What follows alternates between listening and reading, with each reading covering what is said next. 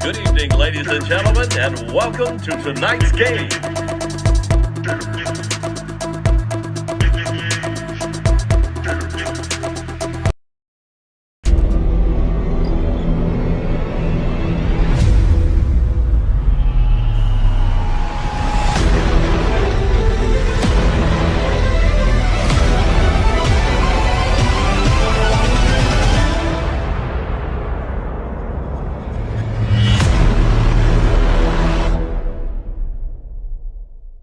Welcome to the Samwelb B12 experience, where we have you covered for all the NHL action, play-by-play, news, and more.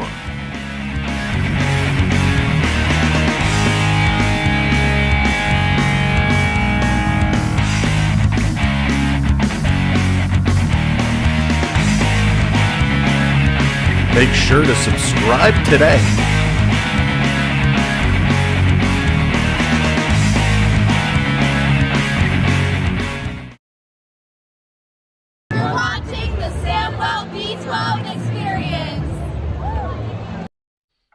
Hey, what's up? Good morning, good afternoon. Welcome to the show, wherever you're watching from. I hope everyone remembered to change their clocks, but it's an early one out on the West Coast today. It's an early one here even on the East Coast. It's an afternoon matinee, 1 o'clock.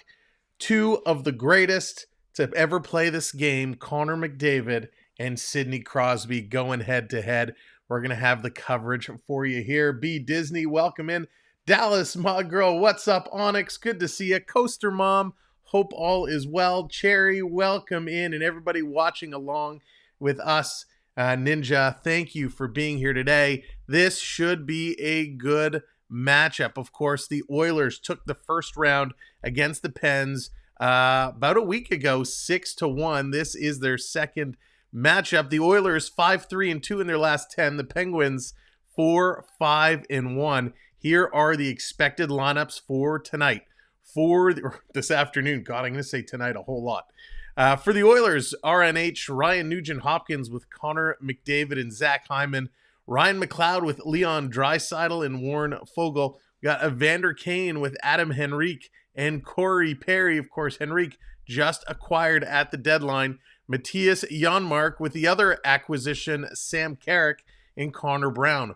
On the D side, Matthias Ekholm with Evan Bouchard, Darnell Nurse with Vincent Desharnais, and Brett Kulak with Cody Ceci. Calvin Pickard getting the start today. For the Penguins, it's newly acquired Michael Bunting, Coaster Mom, Michael Bunting, back in it with Sidney Crosby and Ricard Raquel. We got Riley Smith with Evgeny Malkin and Vlateri Putstinin. We got Jesse Puljarvi with Lars Eller and Emil Bemstrom. Then Jonathan Gruden with Nola Chari and Jeff Carter.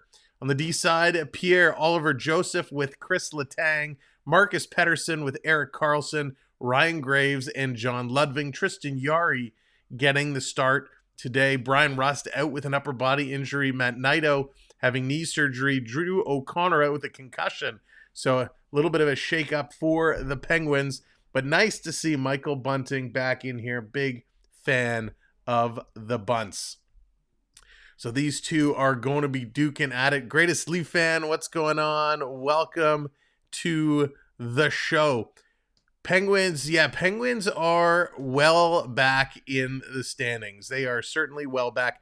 They're 13th in the Eastern Conference overall, so they are way back. But in the Metropolitan Division, in the Met, let's see, can I pull up the Met itself? Come on, internet, don't fail me now. Yeah, so they are actually 7th. So it looks like the widget is misfiring there. You're right. Pittsburgh is actually 7th in the Metropolitan Division. The Edmonton Oilers sitting 2nd in the Pacific. So what's that? That's fine. So this is going to be a doozy. Don't make me root for Pittsburgh. That's funny, Coaster Mom. Yeah, but both these teams, the Penguins more specifically, having some struggles as of late. Of course, the big trade with Gunsel not sitting well with a lot of these players, and the big rumor of Crosby giving his okay to potentially be moved to another team. We'll have to see if that comes to fruition in the off season. Damian, welcome in. Go Oilers, go. Oilers looking to continue their play as of late, and so are we. They are a solid team made up of just unbelievable talents. I'm excited to see this one going. Let's get things set because we're just about ready for this game to get on their way. And that's beat the Pittsburgh Penguins. Calvin Pickard, 8-4 this year and 3-1 what's going on, Mark? Against Pittsburgh. That man, oh, matinés suck. Gotcha. Yeah, matinees are tough, especially if you're out on the East Coast. A terrible lifetime but welcome to the show. I don't mind some afternoon hockey. I'll watch hockey all around McDavid, the clock. For the 4th time in his last 46 games, held without a point yesterday in Buffalo. Sidney Crosby, the captain for the Pittsburgh Penguins, just 1 point in his last 4 games, despite a 32-goal season. Draisaitl going to come out to take this draw. Take the opening face-off. He'll do so against Evgeny Malkin. And live from PPG Paints Arena alongside Gene and Lou, it's Jack Michaels with a call of today's game, and Vogel starts with a backhander off the rush. And 4-2 Oilers. I'm with you there. You're probably going to be pretty close. But Edmonton coughed up that 2-0 lead, lost Of course, twice. we're sporting our Oiler McDavid jersey today, the All-Star version. Pittsburgh's counterattack, a shot taken up top by Letang was blocked, and then Malkin had it stolen by Vogel. He's on a line with Draisaitl and McLeod to start again. Defensively, Ceci and Kulak, and trying to tuck it short side unsuccessfully was Leon Draisaitl. You're starting welcome in. You're very welcome. Believing there's a place for all Canadians in Canada's We're going to be picking up more Oiler games down the stretch now. Off the rush. Go Leafs, go. Leafs with a big win over Montreal last night. Ryan Rust. Off to Ryan Graves. Interesting. So this is Brian Rust is in the game, so the NHL lineup's incorrect yet again. Scores! McDavid getting it done early. His lack of presence.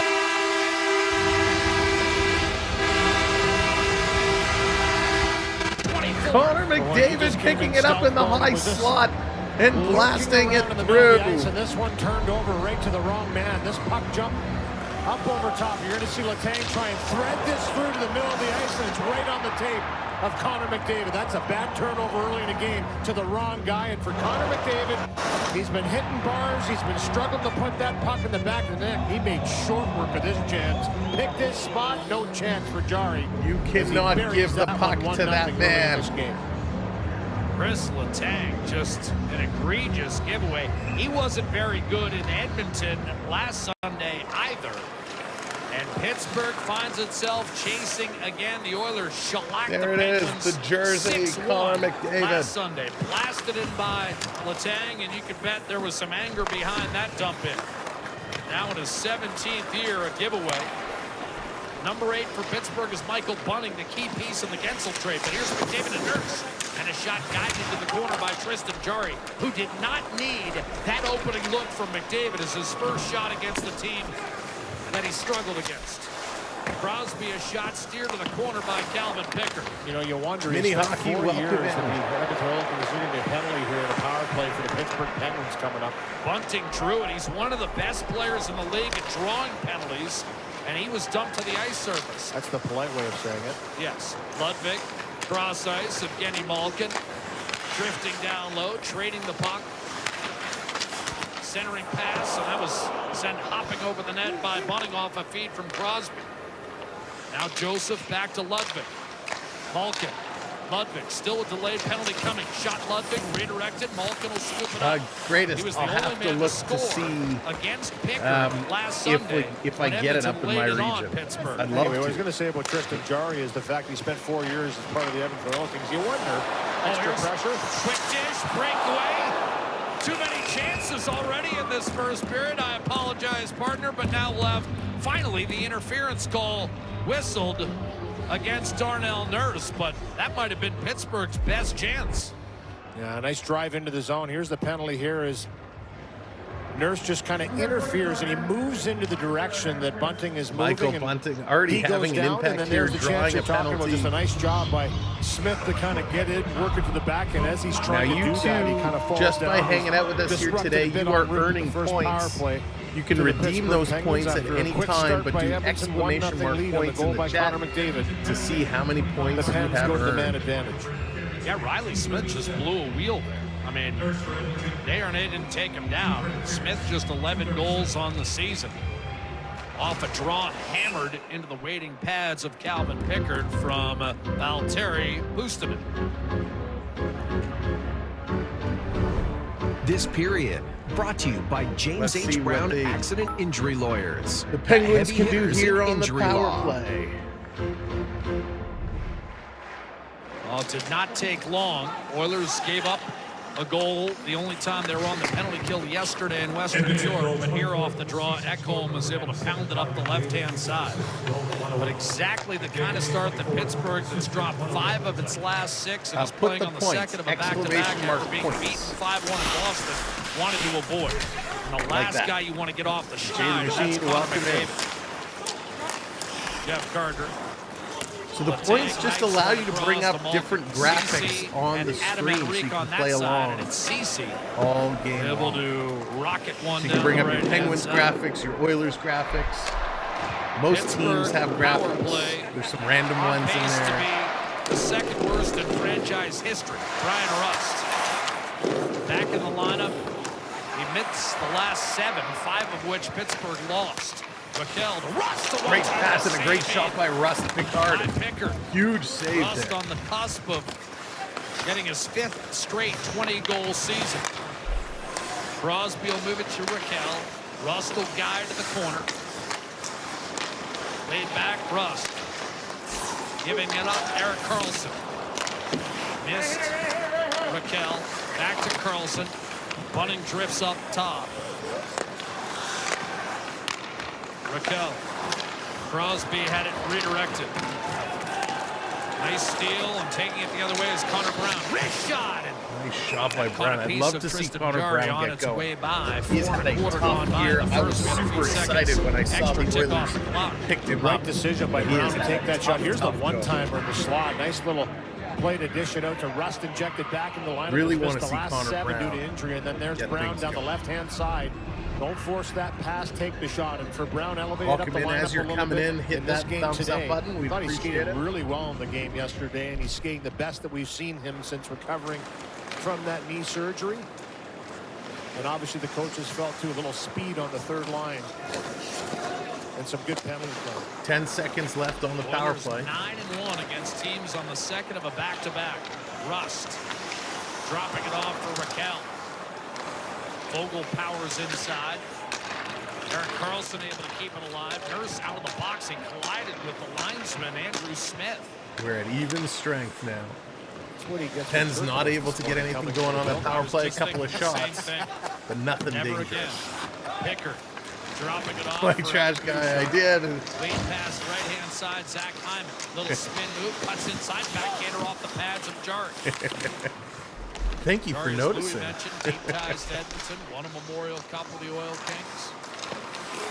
Here's Bouchard. David and Bouchard down low to Draisaitl, gets it back from McDavid and then whipped one wide from a tough angle.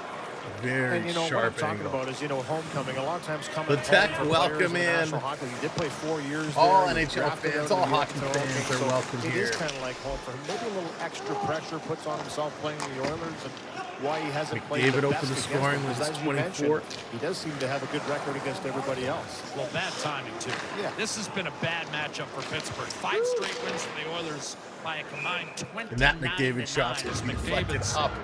Heavy shot from the high slot, redirected out of play. Good power move here by Bunting's playing on the top line. He's gotten so good at Bunting actually drew the penalty maybe to put it in. Give Obviously, Pittsburgh the power McDavid drive play. into the net. You never know. Then that one-timer from a sharp angle didn't miss. He had a by couple much. of shots, so Bunting All is after that quick making goal an for impact Connor right McDavid. away. You know, he put that work in a few days ago. There's We Chari talked about in to take the Buffalo, draw. maybe just starting to carry over a little bit more. That ice in Buffalo didn't seem to be the greatest. It was bobbling a bit, but this ice here seems to be pretty flat. Puck sitting still, and he made short work of that chance. He didn't. Oh, who's he playing for? Sorry, I thought you said what line? He's on Pittsburgh. Turnaround too. Luke Bryan was in here. He was part of the Gunsel trade to Carolina coming over. Yeah. Well, you know me. I'm a huge country music fan, so I was all over that. I had the information right away. Lars Zeller ahead. Emil Bemstrom coughed it up. And Adam Henrique kicks it back to Vinny Desharnais. I'm a big Desharnais fan. It's been a tough matchup for Pittsburgh. Why has Edmonton just exploited the Penguins seemingly every time they play? They're both boxing fans. Styles make fights. Yep. And I just think the style Edmonton plays, the high-octane offense they have, if they get to their game quicker, they're gonna score more goals. Simple fact. And I think obviously the Crosby McDavid effect. I really believe that he gets excited to play against his idol, rightfully so. And you know, every time he comes in here, look at what he's already done in this game so far. He gets extra motivated to play against Sidney Crosby because he holds him in such high regard. Lustanen, cross ice, and that was tipped away. You know, one thing I really like the Oilers doing early is they're getting the sticks in the passing lanes. 7 minutes gone. They're going to go to a commercial break. It's 1-0 Oil on a beautiful shot by who else? Connor McDavid picking up the turnover right in the slot and just wristing it past to Tristan Jarry. A nice hot start there for the Oilers, but it's pretty even play, 5 shots apiece. Pittsburgh has the early advantage in the face-off circle, and of course they had that power play, but the Oil were able to knock that one down. Chris, what's going on? Welcome in. See, Chris, I have to disagree with you. I was a huge Michael Bunting fan, for a guy who seems to hate the least a lot. Bunting was an impactful player, but because of the situation Toronto always seems to find themselves in, he didn't get a lot of things going his way in terms of calls. And I strongly disagree with some of the calls that went against him. But Bunting was one of those very much like a Darcy Tucker-like player. He can agitate. He can get under your skin. He can hit. He can be tough. He's a good first or second line winger who can give you, you know, some hands He can make some passes. He can put the puck in the net, but he can be aggressive in those corners. Benning was a good scorer his rookie year, then turned into Kadri. So, you know, when we talk about that in the suspension he took, I mean, it was a bit of a raw deal, especially that reverse hit against Tampa, I think it was. We see that play so many times never get called. And because it was bunting and because it was the Leafs, Brian, who knew that Sidney now would enough be said. facing Connor for a But I'm a 13th bunting fan. time, I'd welcome and he bunting on my idolized team Sidney anytime. And now gets an opportunity to play against him again. What frustrates me most about listen, we don't know, right? There could have been Brian something McDavid going on in the dipped locker some sort of room. solution that Who we knows? needed. He looked the exact same 20 years ago. But He hasn't aged. when you Yeah, I have the didn't like opportunity that. to I pick up didn't like that. Gunsel, Like Gretzky, like you know, Lemieux in this Gunsel market is beforehand, definitely Sidney Crosby, an I don't think improvement, there's too many kids and going up the sometimes, front end for Sidney Crosby, and you got to I give think away a that player coach has you been might past not the number want 97. to I improve think your Connor life. understands that. We talked about the work ethic he put in Buffalo. The That's signing of better. the autographs, Much of a and what risk. goes along There you with that. go. Sidney Crosby has been, you know, one of the best ambassadors ever for the game of hockey, in my opinion. Kadri, And I like, think Connor oh, growing Chris, into it. Yeah, he's Hyman. grown into that and What a understands it now. loss. That's I mean, his when the Leafs way had to Hyman bear, and he's Brown, been the they had face to of the move one of NHL, them. and I think he does it well. And they didn't re-sign Hyman. Malkin That was a moved huge down mistake. After Pittsburgh Hyman, whistle 40 goals. for an offside. I mean, this Draisaitl guy, likewise. well, he's just been exploding. McLeod ends up winning the face-off for Edmonton. Set a franchise record for their prowess in the circle yesterday against Buffalo. Was wasted in a 3-2 shootout loss. Meanwhile, the Penguins arrive at this Alex, game, the welcome best in. face-off team in the league. Draisaitl turned it over. It really was a dominating performance. 43 goals for Zach yesterday in Hyman, Buffalo 62 for Edmonton. points. You know, Incredible. typically in those types of games, when you have that much of possession off the face-offs, I mean, 80% as a team. Incredible. Perfect 8 for 8 for Sam Carrick, not in the lineup today. Derek Ryan inserted. That's the one change for Edmonton. Pitching down the wall, Cody Ceci, a heavy collision. And then a wrap-up situation. Vogel getting worked over. Third game in 4 days. Trash for guy, I Edmonton. agree there. Chris Knobloch wants as many fresh legs out there as I'm possible. curious to see Letang what's had a gonna shot happen blocked. with Now a Crosby shot this that summer. whistled off the bar. And a terrific look rolling up top for Crosby. That's right, As just under 12 Skinner minutes lays to go that here in the one- first excuse me, period. Pickard 1 lays that nothing one to Oilers. rest. Pace definitely slowing down a little bit. I mean, Get off the both bench. these teams playing yesterday, so pace I expect to be a little bit slower. Connor McDavid shaking this one off as he turns into the lane, and this puck catches him Yeah, on the Chris, it's inside been of moving. the left knee, and you can see him kind of jolt a little bit, did kind of shake it out before taking the draw, but stayed on the ice. Zach Hyman scored twice in the win last Sunday against the Penguins. 6 in his last 5 games against Pittsburgh. Brian Rust unable to keep comes it in. Edmonton. And now you've got McDavid bearing down on Pedersen. A 5-minute shot off the rush. Save made by Jarrett. Brian Rust on Already the rebound Dallas, ahead. the game just Michael started. Bunting trying to back his way in, and Bouchard flattened him. Quickly whipped it up to McDavid. Charging back into Nugent Hopkins. Now McDavid under control. Shovels it back to Matthias Ekholm. Walking the line. McDavid. Bouchard. Ekholm a one-timer stop. Scores the Oilers on the tip in. 2-0 Edmonton.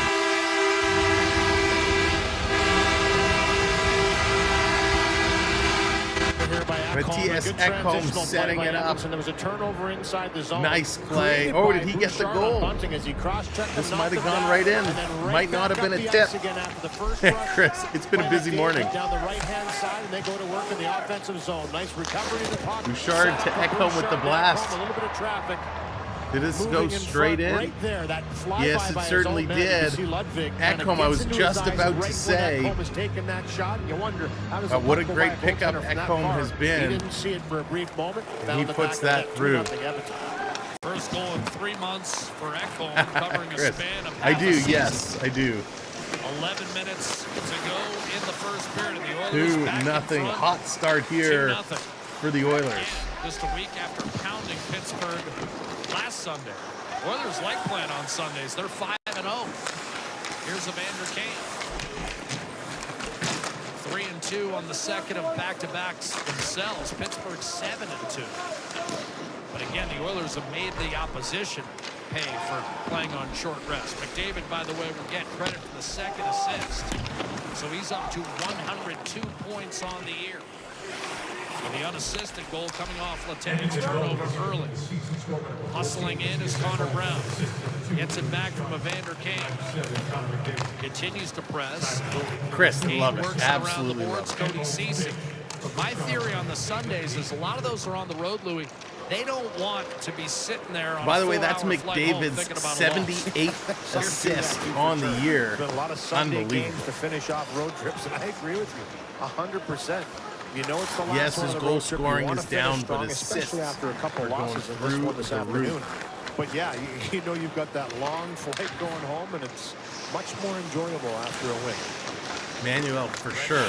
Weaving his way down low. Absolutely. Relieved of the puck by Letang. 2-0 Edmonton on top in a Mr. series. Snow, what's They're going looking on? to sweep for a third consecutive year. Corey Perry, historically very good numbers against Pittsburgh.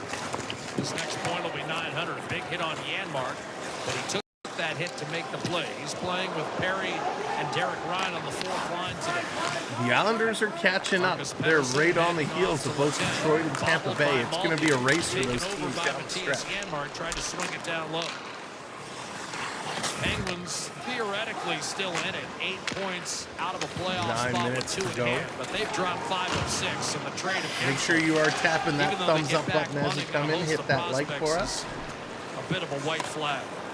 Carlson up the gut. That'll turn into an icing call against Pittsburgh, and the Penguin Boo-Birds will not hesitate to come out if this continues.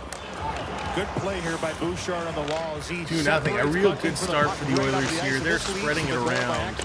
On a good transitional Bouchard play. and Ecamm, boy, these two just really clicking. Ekholm to blast that with that Of screen course, in front. But you don't McDavid, get so when you Hyman, get back to that Edmonton point is just with so such a stacked. polarizing figure here in Pittsburgh. Obviously, really instrumental in one of the cup wins. He was great in the playoffs. He was a clutch player. We talked about the fact that when Crosby and Malkin were injured, he was the guy that carried the weight of the team and had an excellent season that year. It's going to be interesting to see how Tampa does down the stretch. They had that monster win last night against Philly. The rebound 7-0. grabbed by Booston. Here comes Pittsburgh. Carlson floating and firing, and a save made by Pickard, and now the Oilers are away with a 2-on-1 back the other way. McLeod and Draisaitl. Draisaitl couldn't handle the pass from McLeod, who along with Fogle had a goal and an assist yesterday. Draisaitl keeps the play moving to Fogle. Penguins thought it was out of play. They don't get the whistle, so Draisaitl will wind it around. Reviewable. After it is Riley Smith. Did not make a hard play on that puck, and Edmonton maintains possession. One-timer Ekholm, and that a painful block for Booston, who by now wishes they had ruled it out of play. Draisaitl still on the puck. Beautiful pass between the wickets of Smith. Shot Ekholm, blockered away by Jarry. Oilers just pouring it on right now. Oilers making 2-0. some passes they have no business making. Clear by Pittsburgh lets Carlson, everything go. just to alleviate pressure more than anything else. Bouchard glides back to collect. Yeah, it should be big. 38, 21, and 3. 4 points clear, second place in the Pacific. Exercise the demon. Chris, that Poked would in by be... McDavid. That's probably Did what not it's going to like be. the It's fact going to be an that intense caught series. lines, you may or may not have heard it. Desharnais up the right-hand side. Letech, Zach it was Hyman. Connor Puck did not McDavid had exit the zone. first It'll goal. be scooped by Pickard, and with Crosby nearby, he'll just stick that one in his hip TJ, pocket what's with going 7 on? minutes Welcome to in. play in a first period that Edmonton, by and large, has owned. Matthias Ekholm with his They're first going goal to take a commercial break here. TJ wants to get a wave going. If you've never been with us before, all you have to do for the virtual wave is find your hand emoji and put them up in the air. So let's get it going. 3, 2, 1. Hey, put those hands up. Thank you, Mr. Snow. I will adjust that. Get the wave hands going.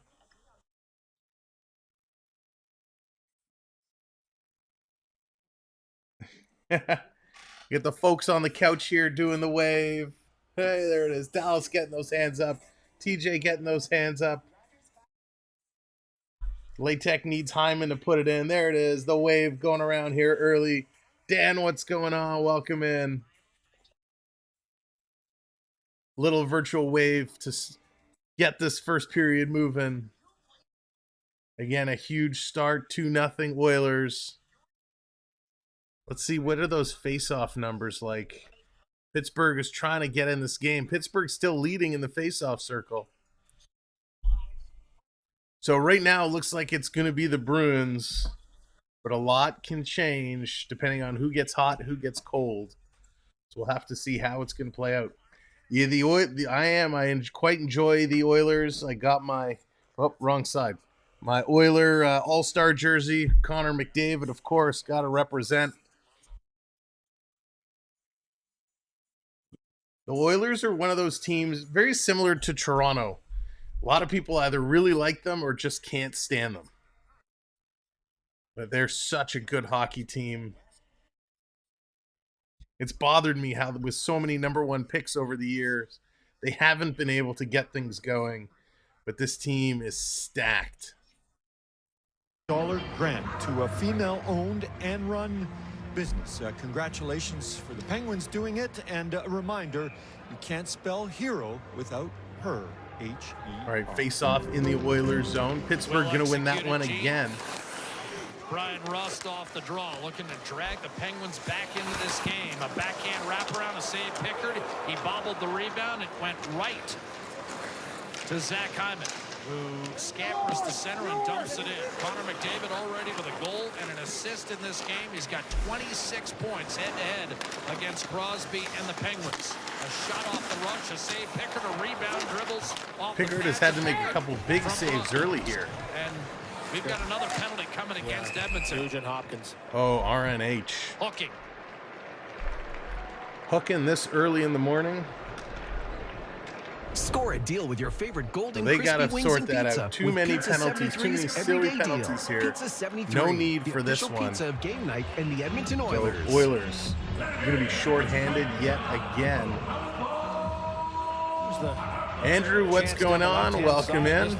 Leads to Nugent Hopkins taking a penalty right there. Again, good afternoon, East Coast. Good morning, West Coast. Much to your chagrin. There we go. Now the Jays are making a little comeback. Evgeny Malkin sliding down. All right. Oh, another turnover by Letang. Gave it up. Adam Henrique. The crowd's letting him know. Edmonton's Chris, offside, that's the million-dollar shorthanded. question there. Letang's having himself a frustrating afternoon, and we're only 14 minutes in, and now he comes together with Alex and Derek Ryan. It was his turnover. Welcome that in, led to the Alex. McDavid goal. You know, it's going to be And interesting the what Hornets now Crosby 26 to decides. 7.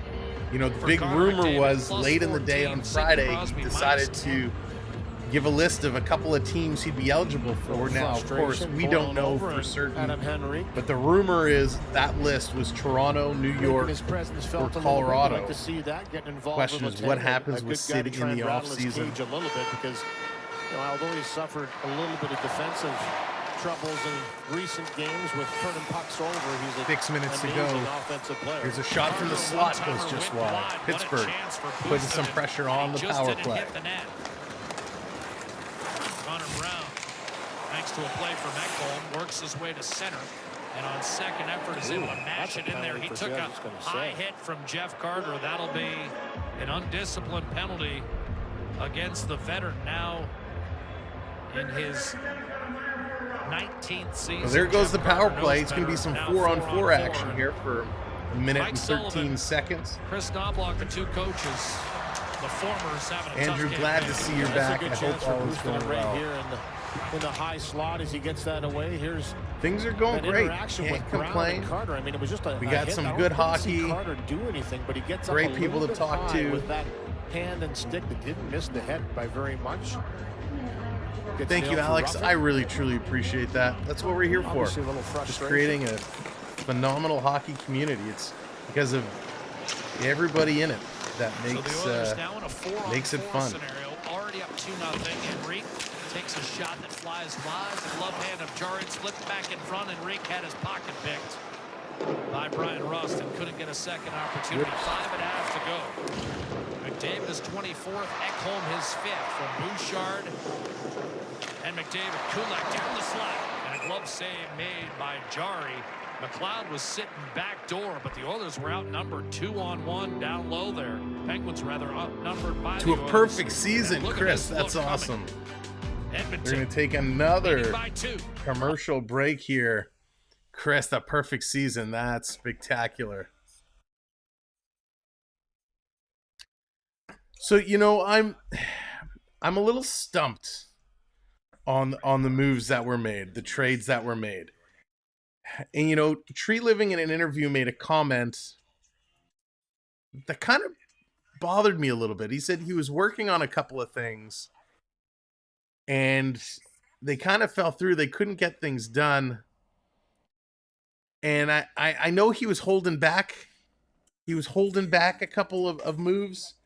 So I think he probably could have, you know, if he would have given up something a little more, could have made some more moves. But, you know, I don't mind Edmondson Duar. I'm not that sure about, but oh well. We'll see how this team is going to run.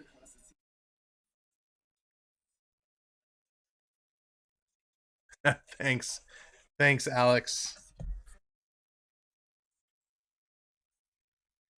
Sign Bert, sign Domi, give him time.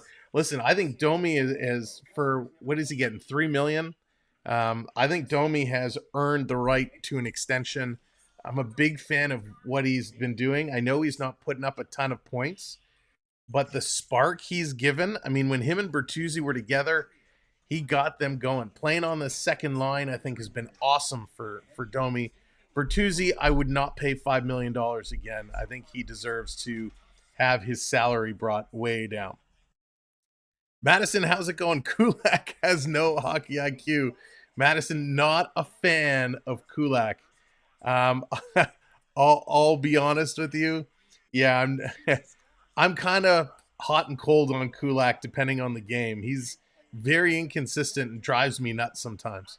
JJ, what's going on? Welcome in. No stranger to danger. No, we're still waiting. JDA in the house. What's going on, Jordan? Good to see you, my friend.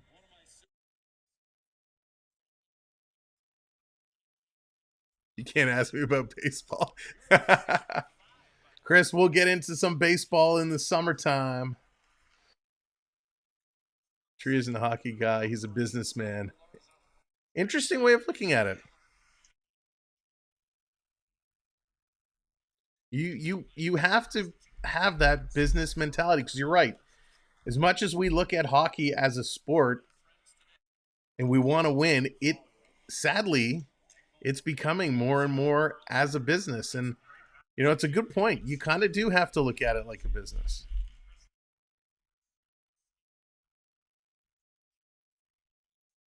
Yeah, Andrew, I don't understand that move. I really don't. Well, let me bring this back up. Now on the power play. It's an abbreviated one. Apologize. McDavid in full flight. Tried to go Pittsburgh going to knock this one out. We got 4 minutes left to go. 4 minutes in the first period. 20 seconds left in the Oilers power play. As you're coming in, make sure you hit that thumbs up for me.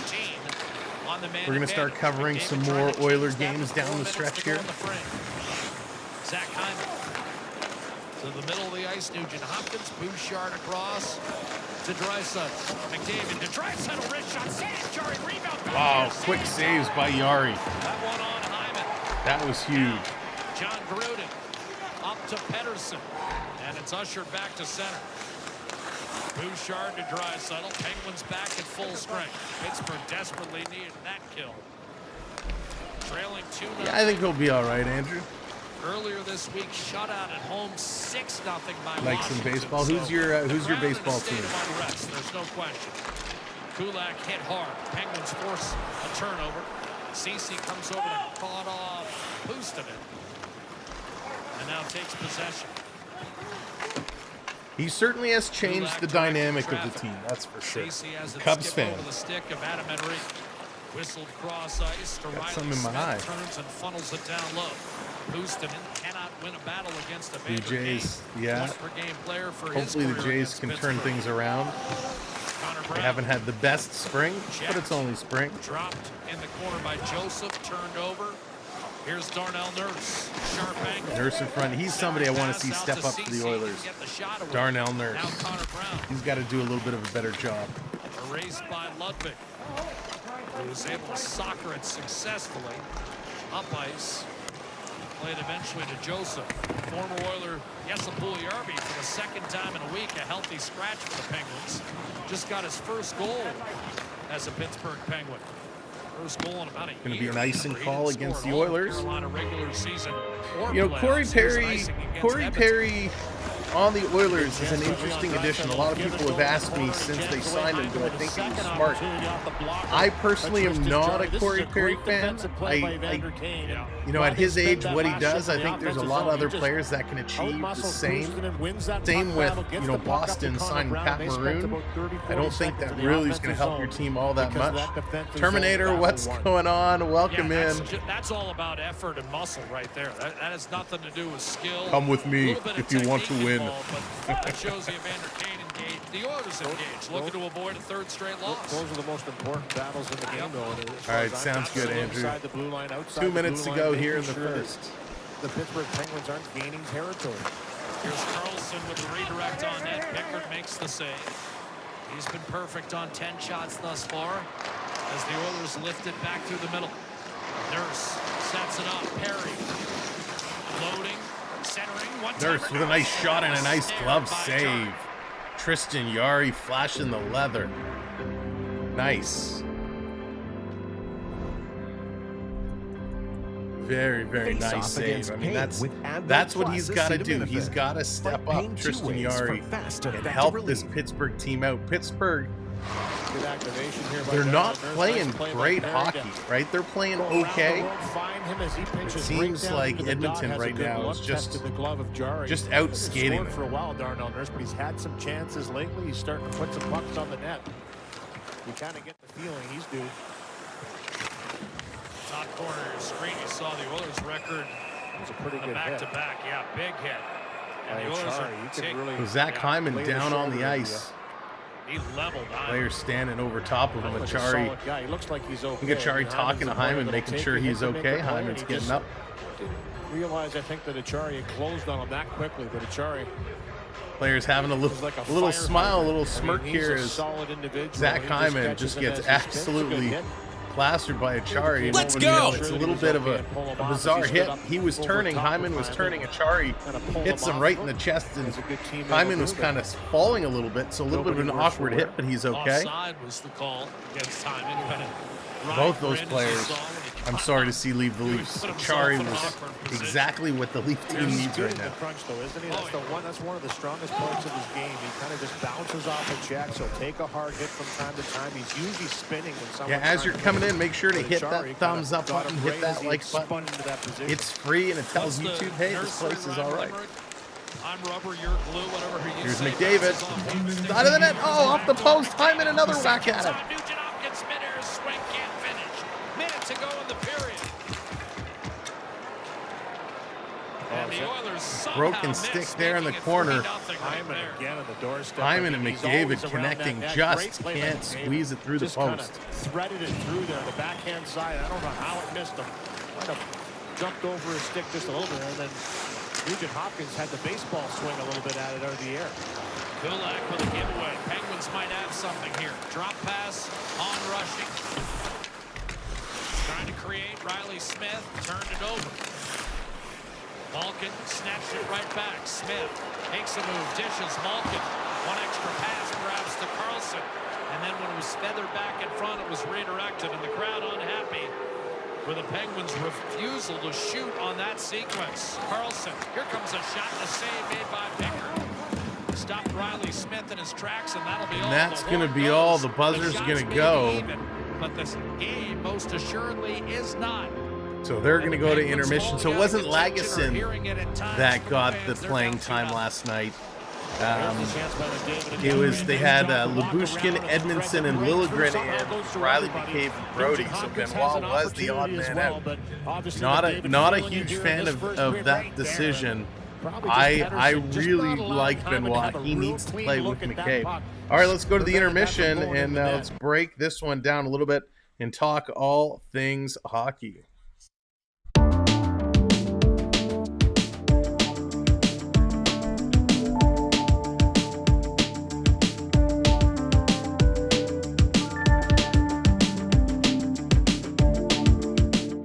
righty, here we go. 2-0 for the Oilers, and it's all done by Connor McDavid with that turnover in the slot. He picks up his 24th of the year.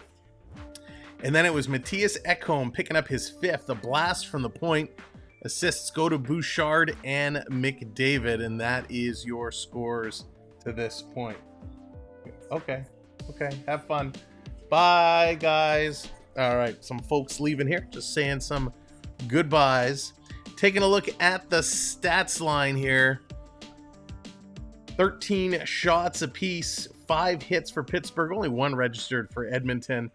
12 faceoffs, 1 for Pittsburgh, 7 for the Oilers. Most of those 12, or a lot of those 12, offensive zone faceoffs for the Penguins. 0 for 2 Pittsburgh, 0 for 1 Oilers. 4 giveaways for Pittsburgh, none for the Oilers. 4 takeaway Pittsburgh, only 2 for the Oilers, and 5 blocked shots apiece. So pretty even game there, but the Oilers have it where it matters. Benoit, what's going on? Welcome in. They certainly are. Let's see here. Lewis, what's going on? Welcome in. Do you think Adam Fox will be trading? I think he'll stay with the Rangers. Rangers are going to do whatever they can to keep Fox happy. He's such an important piece to that team. His opinions are so lost that have been well way back. They got us. You guys are killing me. Are the Oilers good now, or is this like Colorado when everything's centered around one of the greatest players? So, you know, it's interesting when we take a look at these Edmonton Oilers, because we haven't really broken this team down in a while. The Oilers have moved a bunch of draft picks, you know, over the coming years. So, for example, Oilers do not have a first-round pick this year. It was traded away. They do have a first-rounder in 25 and 26. The Oilers traded away their second-round pick in 25, but they have a second round this year. They have no third, no fourth. So for this draft year in 2024, the Oilers have no first, no third, no fourth. They're picking 2, 5, and 6, and they do have some draft picks they acquired, 2 in round 7. So the Oilers looking to better their team using those draft picks. Daniel, what's going on? Welcome in. I was surprised that Pat Maroon did go to Boston. Like I was just saying, I don't think he's going to have a huge impact. Toronto clearly scared Boston enough that they had to go and get a tough guy. He'll play, but he's going to be that fourth line. I think he's going to play limited minutes. Pat Maroon, and no disrespect to Pat Maroon because he'd destroy me, but I think he's too slow at this point for this game. The game is too fast. That's kind of what I'm thinking. All right, Andrew, take it easy. But your question about the Oilers, is it centered around one guy? If you go and you ask most common people and you say, are the Oilers just a good team, or is it McDavid who's good? Most people will say, well, it's Connor McDavid. The Oilers all center around Connor McDavid. And a lot of people think that way, and that's okay. Jim, what's going on? Predicting Oilers blood. Like to see it. That's true, Alex. I'm just messing around. But I think Edmonton has done a lot of really good things to circle them up. Well, from the coach's positioning his lineups. I mean, McDavid, yes, he's great. Leon Draisaitl is a decent player. We've seen him, with his ankle injury, and he mustered through it. Draisaitl isn't the best skater in the world, but he's got a nice shot, and he can make some nice passes. So if you can get Draisaitl in good positional spots, he's a very lethal player, and especially when you pair him up, with the McDavids or the Hymans or Evander Kane, Draisaitl is a clutch component. Zach Hyman, I think, is the surprise on this team. I mean, Hyman is signed through 27-28. He's making $5.5 million. Good for him. We have Toronto has Bertuzzi at $5 million that everybody's familiar with. Look at Zach Hyman at 5.5. I think anybody would say I'd rather have Zach Hyman at 5.5 than Bertuzzi at 5. So he's really coming to his own here. Evander Kane, who previously I was not a big fan of, I'll be honest. But seeing what Evander Kane has done with this team, he brings the physicality when it's needed. He can score goals in bunches. He's got good hands. He's got a bad temper. So again, we talked about Darcy Tucker earlier. Kane is kind of like that Tucker type, right? He's going to hit you. He's going to fight you. He's going to mess around with you. And by the way, he's going to score some goals too. So I like what Kane brings to this team. It's a complete opposite of a McDavid or a Draisaitl. You know, he'll get in there and he'll stand up for you. So those core four, again, I hate to use that term, core four, but McDavid, Draisaitl, Hyman, Kane, I think that makes up the big part of this team. Third in goals. Yeah, I mean, Hyman's just crushing it. They are absolutely crushing it. Then you kind of go down a level when you start looking at folks like Ryan Nugent-Hopkins. RNH is actually having a pretty good go at it right now. Nugent-Hopkins, not my favorite. Right, we'll just say it like it is. He's not my favorite. He frustrates me so much sometimes, but I really kind of like when he gets hot and his confidence is going. Ryan Nugent-Hopkins can be super dangerous. So that is pretty awesome. Prep coming in with the super chat. Hey Sam, please do me a favor and give a shout out to my niece. Happy 8th birthday, Bromley. Is that how you pronounce it, Bromley? I hope I'm not butchering it. Prep, thank you so much. And Bromley, a very happy 8th birthday. May you have lots of cake in the very near future.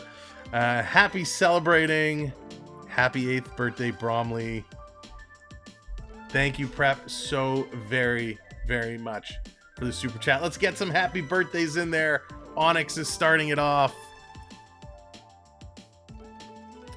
So when we talk about Ryan Nugent-Hopkins, listen, he's got 55 points this year. He's not yet at 20 goals. He's a +6, which is good. You know, he's got 20 power play points, 134 shots. You know, he's kind of that mid-tier player, and that's exactly how he's playing. So I'm okay, you know, with RNH. And then as we keep moving down, we start to get into some of those grinders. I love Warren Foegele and Ryan McLeod. These two players, I think, are such key contributors to this team. They get it done in the corners. They're going in there. I mean, Fogel's a UFA after this season. He's a guy, like, he would be on my list. If I'm a general manager, he's on my list. I want to go and pick up. I really like Foegele. McLeod, same. Good player. They just picked up Adam Henrique, so we'll have to see how he fits in to this lineup. I'm not 100% sold on him.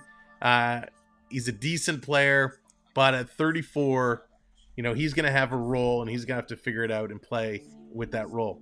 Matthias Janmark, again, we're starting to get a notch down now. You get Janmark. I'm okay with him. Derek Ryan, another guy I like. Connor Brown was somebody I thought would have a huge impact. I mean, he was lighting it up in Ottawa. He was playing really good hockey.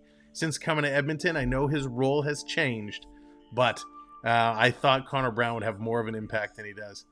Thank you. Pretty exciting for an 8-year-old to hear this on TV. Thank you, Prep. No, I appreciate it. And of course, again, happy birthday. Have a great day. Elizabeth going with Pittsburgh. Elizabeth, welcome in. On the defensive side, this is where Edmonton makes it interesting, right? So I think we've shown with the forwards, they're more than just a one-player team. They're a really strong unit. The defense is where things get interesting. Darnell Nurse, you know, he's signed up for a number of years at 9.25. He's till the end of 29.30. So Nurse is going to be here for a while, and he frustrates me so much. He's kind of like Morgan Rielly for Toronto. Nurse can play hockey. He's a good skater. Sometimes his passing drives me nuts. Sometimes his decision-making drives me nuts. But Nurse can be a very exceptional player. Matthias Ekholm, I loved him on Nashville. He's come over and done nothing but good things here. I really like what he brings to the table. A hard-hitting defenseman. So I really like him. Evan Bouchard, I know Bouchard gets a lot of hate around Oilers Nation. He can be frustrating to some. I'm a big fan of Evan Bouchard. I think he's a good puck moving forward, and you know, him and Ekholm, when they play together, magic can happen. But that's it. The top three are good. Then, you get into Cody Ceci, Brett Kulak. Those two, no, I would get rid of them both personally. I'm not a huge fan of either defenseman. Cody Ceci, he was kind of like Justin Hall at times, right? Cody Ceci once in a while will have a good game, and you're like, wow, if he played like that consistency, he's a great asset. But he drives me nuts. So Cody Ceci, Brett Kulak, not for my cup of tea. Spaceman, what's going on? Welcome in. Trash can wants Nurse and wants Kane. I mean, Kane, it's tough to say no to him. And then, of course, Vincent Desharnais. I am a huge Vincent Desharnais fan. I know he's 27 years of age, and he's kind of the rook, still in his entry-level contract, his rookie contract. But I think that's the case. But I really like Desharnais a lot. A lot of potential, a lot of upside. I can't even call him a kid, really. This is his second year. He only played 36 games last year with the Oilers. He's up 60 games played this year. I like how solid of a player he is. Still has a lot to learn, still has to develop, but I'm a big fan of Desharnais. I'm just going to take a little quick sip of the Dr. Pepper.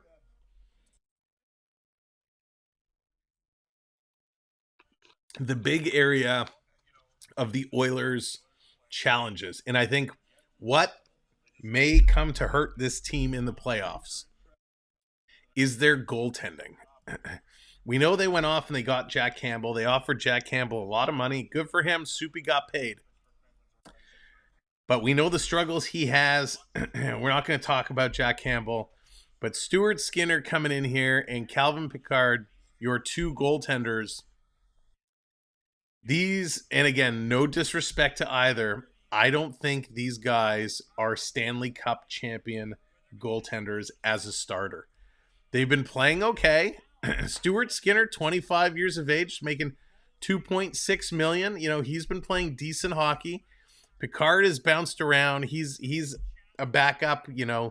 He's not going to be the one to get it done for you.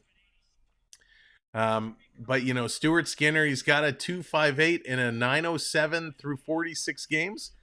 Decent numbers. Last year with Edmonton, he had a 2.75 and a 9.14. In the playoffs, that rose to a 3.68 and a .883. So not great playoff numbers for Skinner.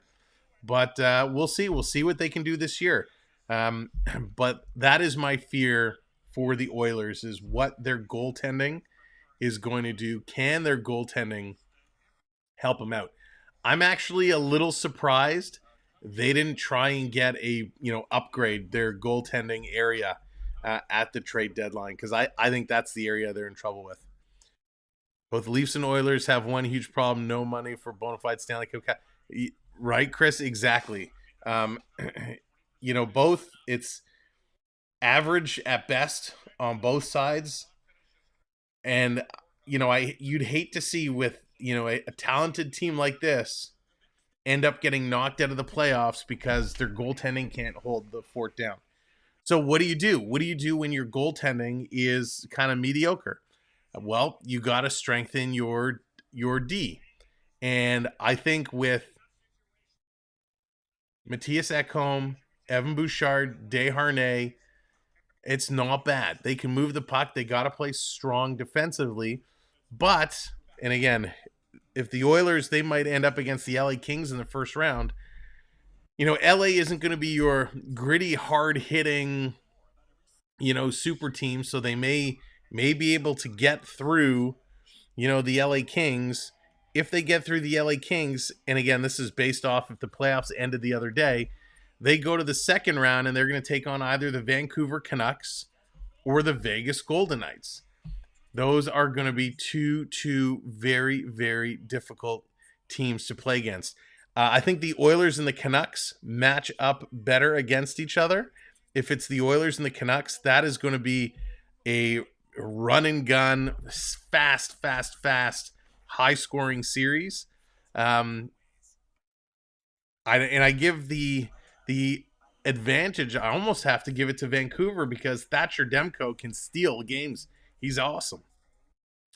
Vegas Golden Knights, if it's Oilers against Vegas, that is going to be a different type of series because Vegas is a hard-hitting team, and they're going to put lots of shots on net, and that's where your goaltender is really going to be tested. So it's going to be interesting. The Oilers definitely not going to have an easy path to the conference final or the cup final, so we'll have to see how those matchups are actually going to play up. Let me scroll back a little bit and take a look. All right, Jordan, we'll see you soon, my friend. I'm sure there's a lot of good Zamboni drivers out there. Oh, gosh, that is never going to get old. Intermission, yeah, about 17 minutes, give or take, for intermissions. Both leaves. Oh, yeah, we saw that one. Let's see. There's a lot of Oilers versus Leafs. Oh, yeah, Chris. I mean, that would be... it would be incredible to see. It's not going to be this year. I don't think it's going to be this year. But, I mean, that would be... I mean, that's what dreams are made of, right? I mean, we saw, a couple of years back when it was in the bubble, right, over the COVID year, and they had the Oilers versus Leafs in the same division, and they were playing each other all the time. It was so exciting to watch Toronto and Edmonton play that much. Matthews versus McDavid is such a great matchup. You saw them in the All-Star game. I mean, it was exciting to watch those guys go head to head. So, I mean, what a Stanley Cup final that would be. Canada would love it. I'm not sure the rest of the U.S. would love it, but that's okay. Max, what's going on? Welcome in. Good to see you. Good thing they have Dubas to fix things. Yeah. Pete, what's going on? Pete, great to see you. I hope all is well. Welcome in, Pete, our partner channel for sports. Good to see you. All right, we're getting set for the second period. Let's flip it on over. It is time to get going. Can the Penguins get back in this hockey game, or are the Oilers going to continue to run over these Penguins? It's going to be an interesting one, but probably not all that interesting. Connor McDavid with his 30th multi-point game of the season, now tied with Nikita Kucherov for third most in the 23-24 season, just behind Nathan McKinnon and David Pasternak. So that is pretty awesome. So way to go, Connor McDavid. He is also tied current Canucks head coach Rick Tocchet, a former Penguin, for 110th on the NHL's all-time point list with 952. So here we go. Second period is underway. Let's play some hockey. Come on, Oilers. Terminator, that's hysterical. First period goal and an assist, continuing the statistical domination of Sidney Crosby. Edmonton has it. They're going to bring it around. Pittsburgh now steals. Here come the Pens. The dump and chase game is strong. Might go to a Florida Panther game when they play Lightning. JJ, I highly recommend it. When those two teams play, it's like Toronto, Montreal. They always play great hockey. Edmonton face-off dot with a shot. Nice save. Yari coming up strong. As you're coming in and joining us here this afternoon or morning, if you're on the West Coast, make sure you are hitting that like button, hit that thumbs up. It helps us out so much. So thank you so much for joining us today. Great matchup. Oilers, Pens. Russ, what's going on? Welcome and wants those Pens to pick it up. Crusty, good to see you. I'm a bad Pens fan. Closed off on that shot opportunity, but obviously for Tristan Jarry. Jarry's got the helmet off. And it's kind of he's shaking things around. Was brought back for some repairs, probably a thank you for hitting that subscribe. Welcome to the community. Call Stuart Skinner. He's got a guy, obviously. Is it Myrna? Is that how you pronounce it? Welcome in. Who kind of readjusted Skinner's mask for himself in Edmonton's 2-1 win over Boston. Let's see. On Tuesday. Face off in the Pittsburgh zone. So you've got McDavid centering Nugent Hopkins and Hyman. Connor McDavid, 952 career points. Here's Nugent Hopkins. Tied with Rick Tocchet for 110th all-time. Former Penguin, Buddy Ears, Louis. Shot We by just Nugent said that, Hopkins, Mr. Announcer, coach sir. of the Western Conference leading Vancouver Canucks. Penn's going to clear this one out. That was a powerhouse team back in the 90s, wasn't it? He always told me he was more versatile than you. Here's Nugent Hopkins. He's right. Bouchard tackle. Puck is really bouncing around a lot here early in this period. They'll flip it behind that Pittsburgh defense. Taken away by Hyman. Here's Bouchard. Possession for Edmonton. Bouchard Should have shot it. steps up. Passes it over instead. Now McDavid. He'll bank it off the wall. Caught an edge. Pop right back up to Nugent Hopkins. Able to seal the wall and protect the puck long enough for McDavid to provide some support. Rust looking to reverse for Peterson, did not get it out. Ecamm threw it around the boards. Rust won't get there. Bouchard to Hyman. This kind of an energy draining shift for Pittsburgh to have to deal with. Here comes Ecamm, bottom of the face-off circle. Ecamm, meanwhile, dishing off Connor Brown. Somebody shoot the puck. Now a shot from the point and a blocker save made by Jari against Adam Henrique. And a clear pass Bouchard. This will be an icing. It's coming goal out. against Edmonton Pittsburgh held that as the puck Oilers in, continue passing to around hit the the Pittsburgh Penguins' zone 18 principal. with Well, Louis and Jack ease. talking about these Penn's powerhouse not teams in the challenging 90s. them, not These getting two up were on part them of those at all. powerhouse teams. Prior to the game, Paul Coffey spending Look some at that. time with Paul Jaromir Coffey Jagr. and Jagr did go Jaromir home Jagr after his big, exchanging ceremony here in Pittsburgh, some but handshakes and that hugs is the before the Mario game Lemieux here. Always nice to fantasy see camp. Now, Yogs in Paul the would building. normally be playing in that, but of course he's busy. His son Blake is taking his spot. Jagr will be involved as well. 4 teams, 16 players per team. Scramble Should draw. mention, Oilers going to bring this back fantasy to the line. camps of Mario's have raised over $37 million for charity. That's fantastic. I mean, again, you have to be in Pittsburgh to understand what Mario Lemieux Another is icing meant to call. the city, So not a just this sluggish, slow franchise start over the to last 3 get decades. this second Icing period call underway. Coming against Pittsburgh. And there was a buzz in the building knowing Jagr was here again, too. I heard that he was here before I bumped into him at the elevators, but I'd love to go see the Rockies someday. The best at their craft when they played at their time. Haven't had a chance to do You know, that. this city's been lucky. You had Lemieux, you had Jagr, then you Crosby. All right, Chris, take it easy. Appreciate it. 18 years, 19 years now that he's been in the league. Just incredible. But I agree Oh, with you, Elizabeth, it's Mario. beautiful He's out done there. So much for this franchise and organization, but just for the city of Pittsburgh. Such a great name in these parts, and people respect him a ton. Crosby losing the handle. Evander Kane. Puck slithering along the blue line. Brown open man. Great shot. And a Great shoulder save. made on a really good chance for Edmonton as they continue to work the No Penguins. stranger and to work the slot danger. in particular. That's hysterical. Nice passing play here. They've really dominated the offensive zone, and this is a good. Thank you for hitting that center subscribe. drive by Welcome Kane, to the opens channel. up that lane for Brown over to Henrique, and he's known for that release. 18 goals on the year, and he gets it away. So in a Henrique flash. Good wearing save number by Jari 19. with the blocker. Draw against Achari. It's a Now scrum. Henrique back to work in the circle. And Pittsburgh's going to come away with it. Dogfight Played it coming out. dangerously Emerging out in from front of the tussle Oilers' was net. Joseph to create a 3-on-2 for Pittsburgh. Shot Eller, and that's blocked up the corner by that active Calvin Pickard. He loves getting that blocker and using it almost as a weapon to propel the puck the other way and maybe into an offensive rush chance. Doesn't mind giving it to the odd forward in his crease either. Here's Raquel backhanding it in. Lars Eller. Desharnais up the right-hand side. Corey Perry. Safe to say you and Calvin might not have gotten along in your playing days. I love that about him. Hey, give me my space. Shot coming from Kulak. That was blocked. You didn't like goalies back then, though. Here's Perry short side. Yeah, because they stop me all the time. Pittsburgh again going to just Clear dump by this Lars one out. Eller. It's rolling, and that's going to be an icing call. Oh my gosh, Ryan, are we actually in agreement? Century Are we Casino. both going All for the in, all Oilers? games, This all can't season. happen. Century Casino. It can't Great be. locations in Edmonton, We're not allowed St. to be on the Albert, same and Century team. Mile Racetrack. Welcome to the Welcome winner's in, zone. buddy.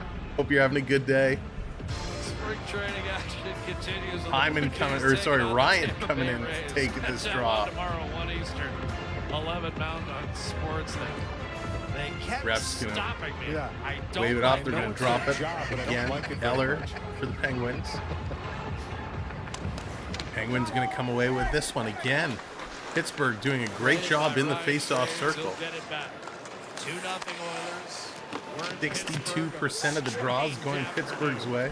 Just an absolute blizzard to greet us, and then just beautiful sunshine as we arrived at the rink about 2 hours before face up.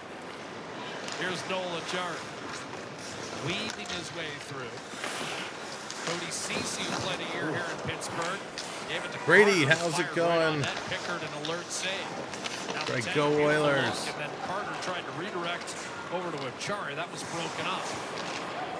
Oilers worked Here their they way come. through the neutral zone. Corey Perry firing short side and a save made by Achari. Rebound propelled to Carter. Penguins down 2 as Carter weaves his way in. Shot redirected up and out of play. So by another Rick stoppage. Kulak. Hard to believe 5 we're minutes just gone about by in this 5 second minutes period. through this second period. A lot of icings, a lot of stoppages. The bar. I'll start off Both in a great teams defensive not play, and really I like this able play to by get Cody into Ceci. a This is groove shot here. Pass looking for a redirection But from Pittsburgh's Carter, starting and to Cody move Ceci, the patient, puck, poised play, and that's out of going the to be zone, the dangerous backhand side. as That's they sending in figure it motion. out. Another good The defensive Oilers play by can't Pettersson, sit or back. They Janmark got to was keep in their alone. foot on the gas.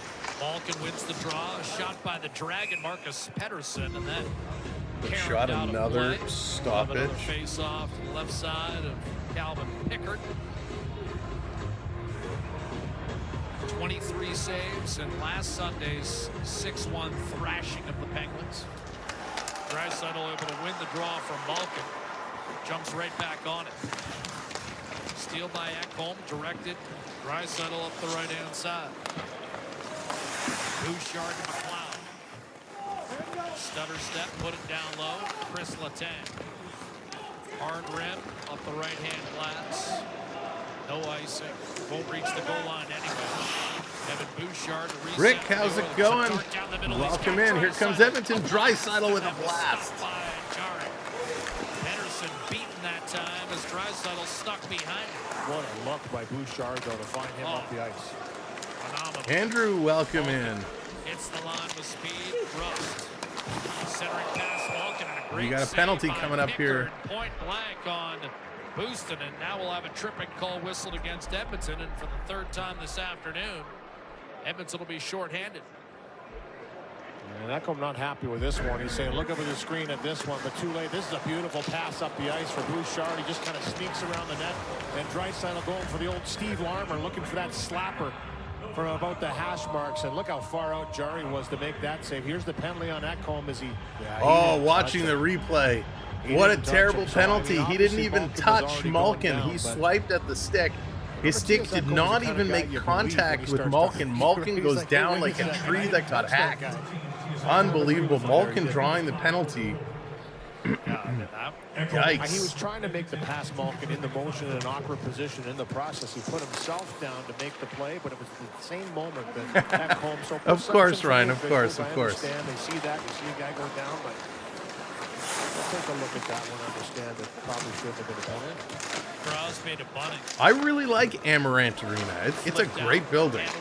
There's a blast from Pittsburgh. Bunting tried to get it over to Back to the Crosby. line. Shoveled back to Ricard Raquel.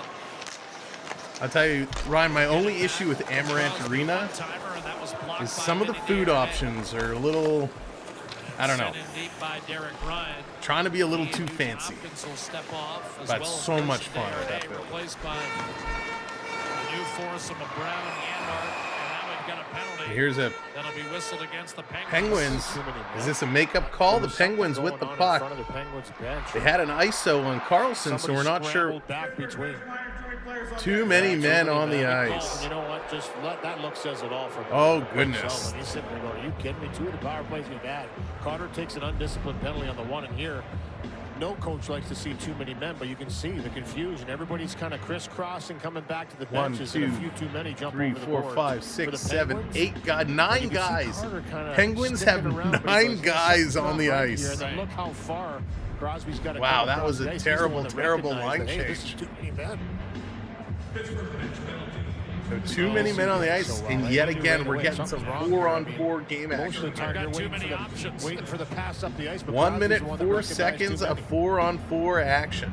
Well, again, Pittsburgh's power play below 15. And then the Oilers will get an abbreviated power play. Against, that's the third most in the league. It's just He gets it live on the ice. It takes me 2 replays to get it. Ryan, for sure.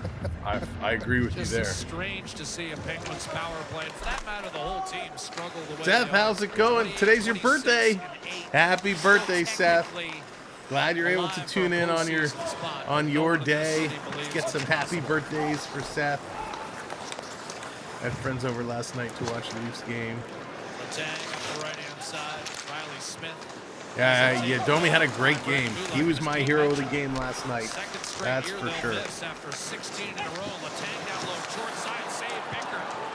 And now Malkin got away with a stick infraction. Evander Kane was able to shake it off. Fire on net, and a save made by Jari, just powering through. Terrific job to stay with 20 that puck. seconds left to 4-on-4. Here's Letang as the 4-on-4 action continues.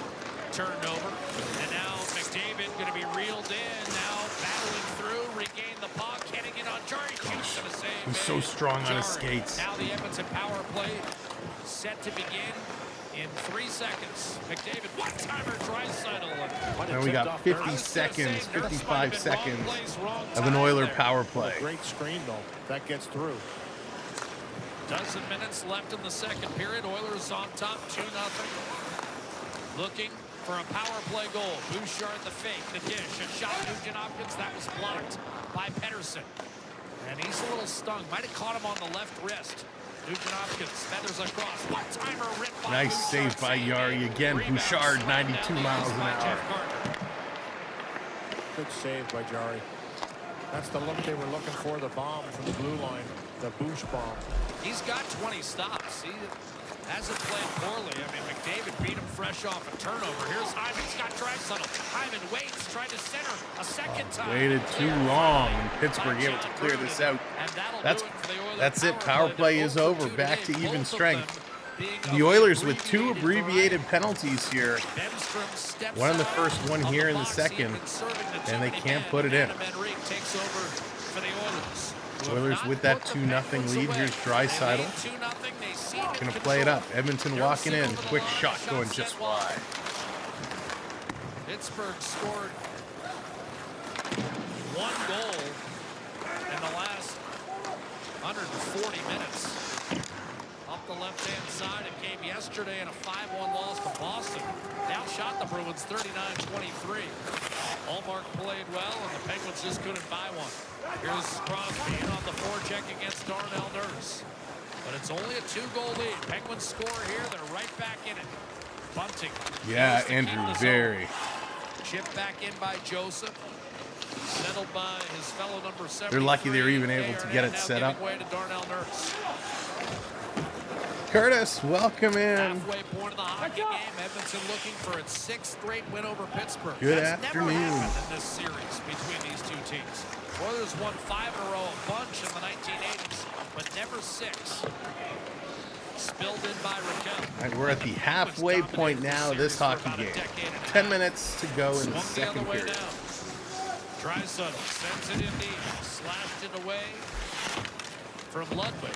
Then reversed up the right-hand side. Eller was able to usher it out. Bemstrom against Cece. Won that race. Eller, Bemstrom, back to Eller. They slid it wide. Cece Because they are West. That was close. They're a good team, Ryan.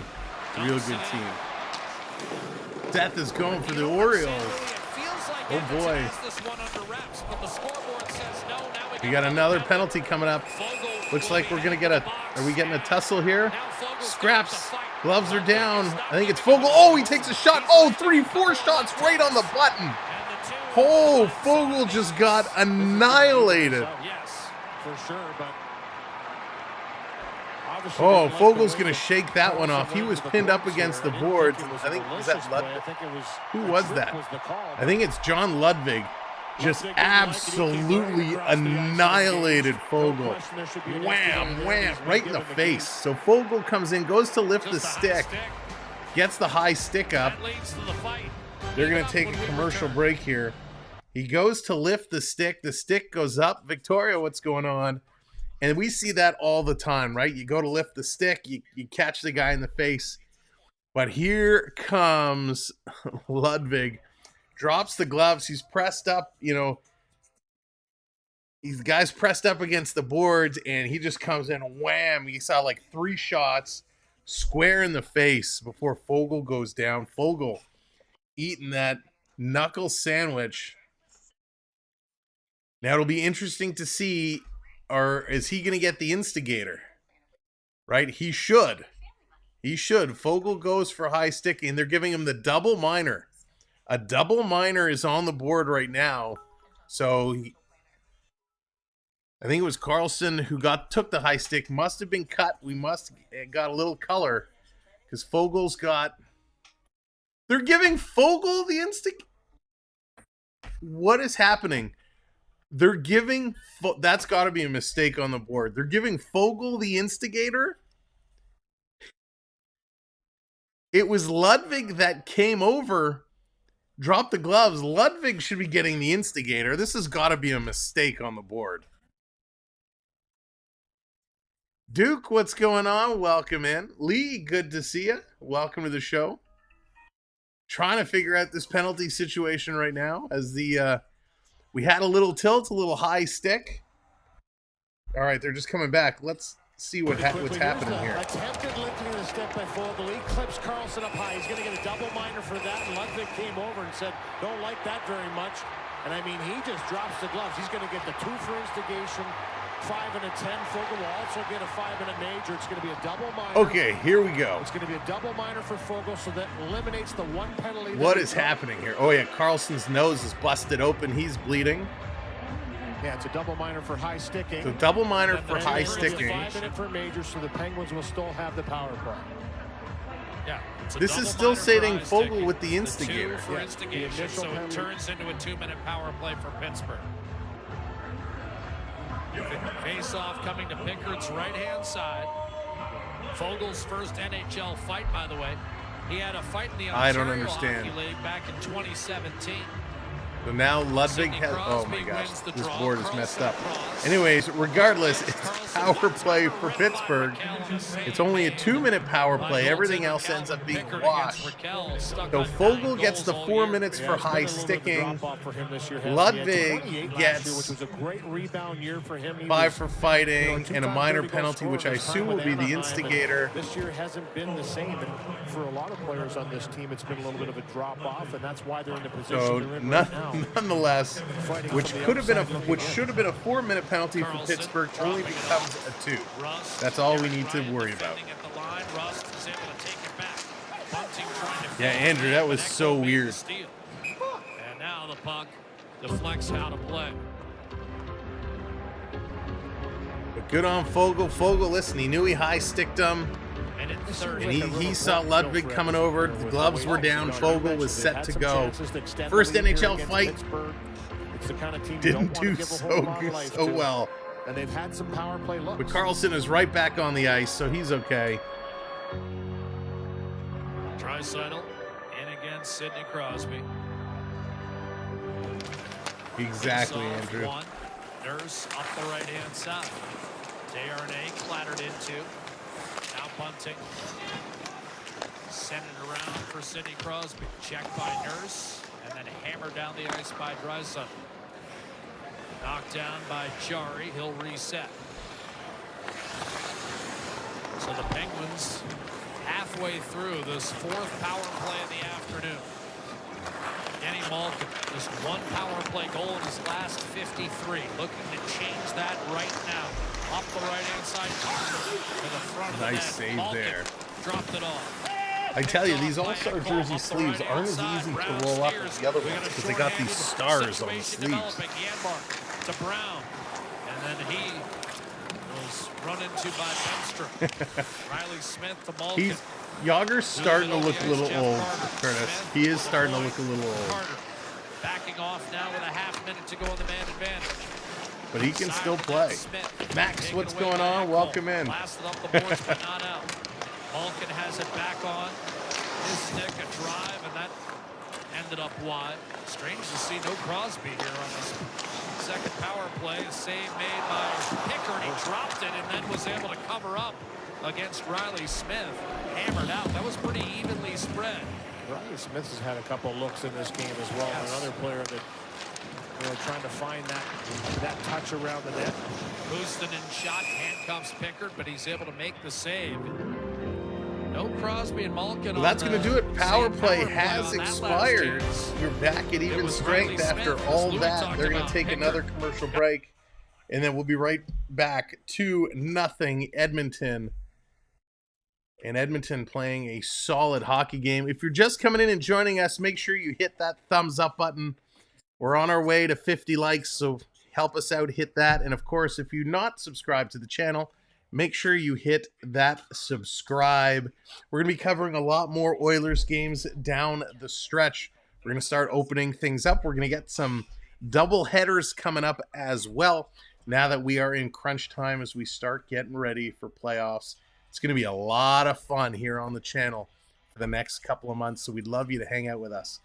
Make sure you do set that notification bell, so when we do the occasional pop-up game, matinee game, you do get that notification. Can come and check in and hang out and have some fun.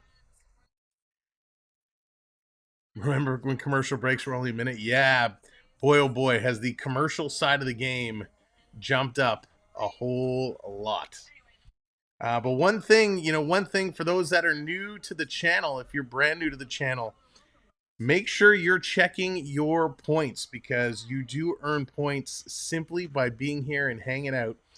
Exclamation mark points in the chat will tell you how many points you have earned, and you can then see exactly what you've got, and you could redeem them to bring graphics up on the screen.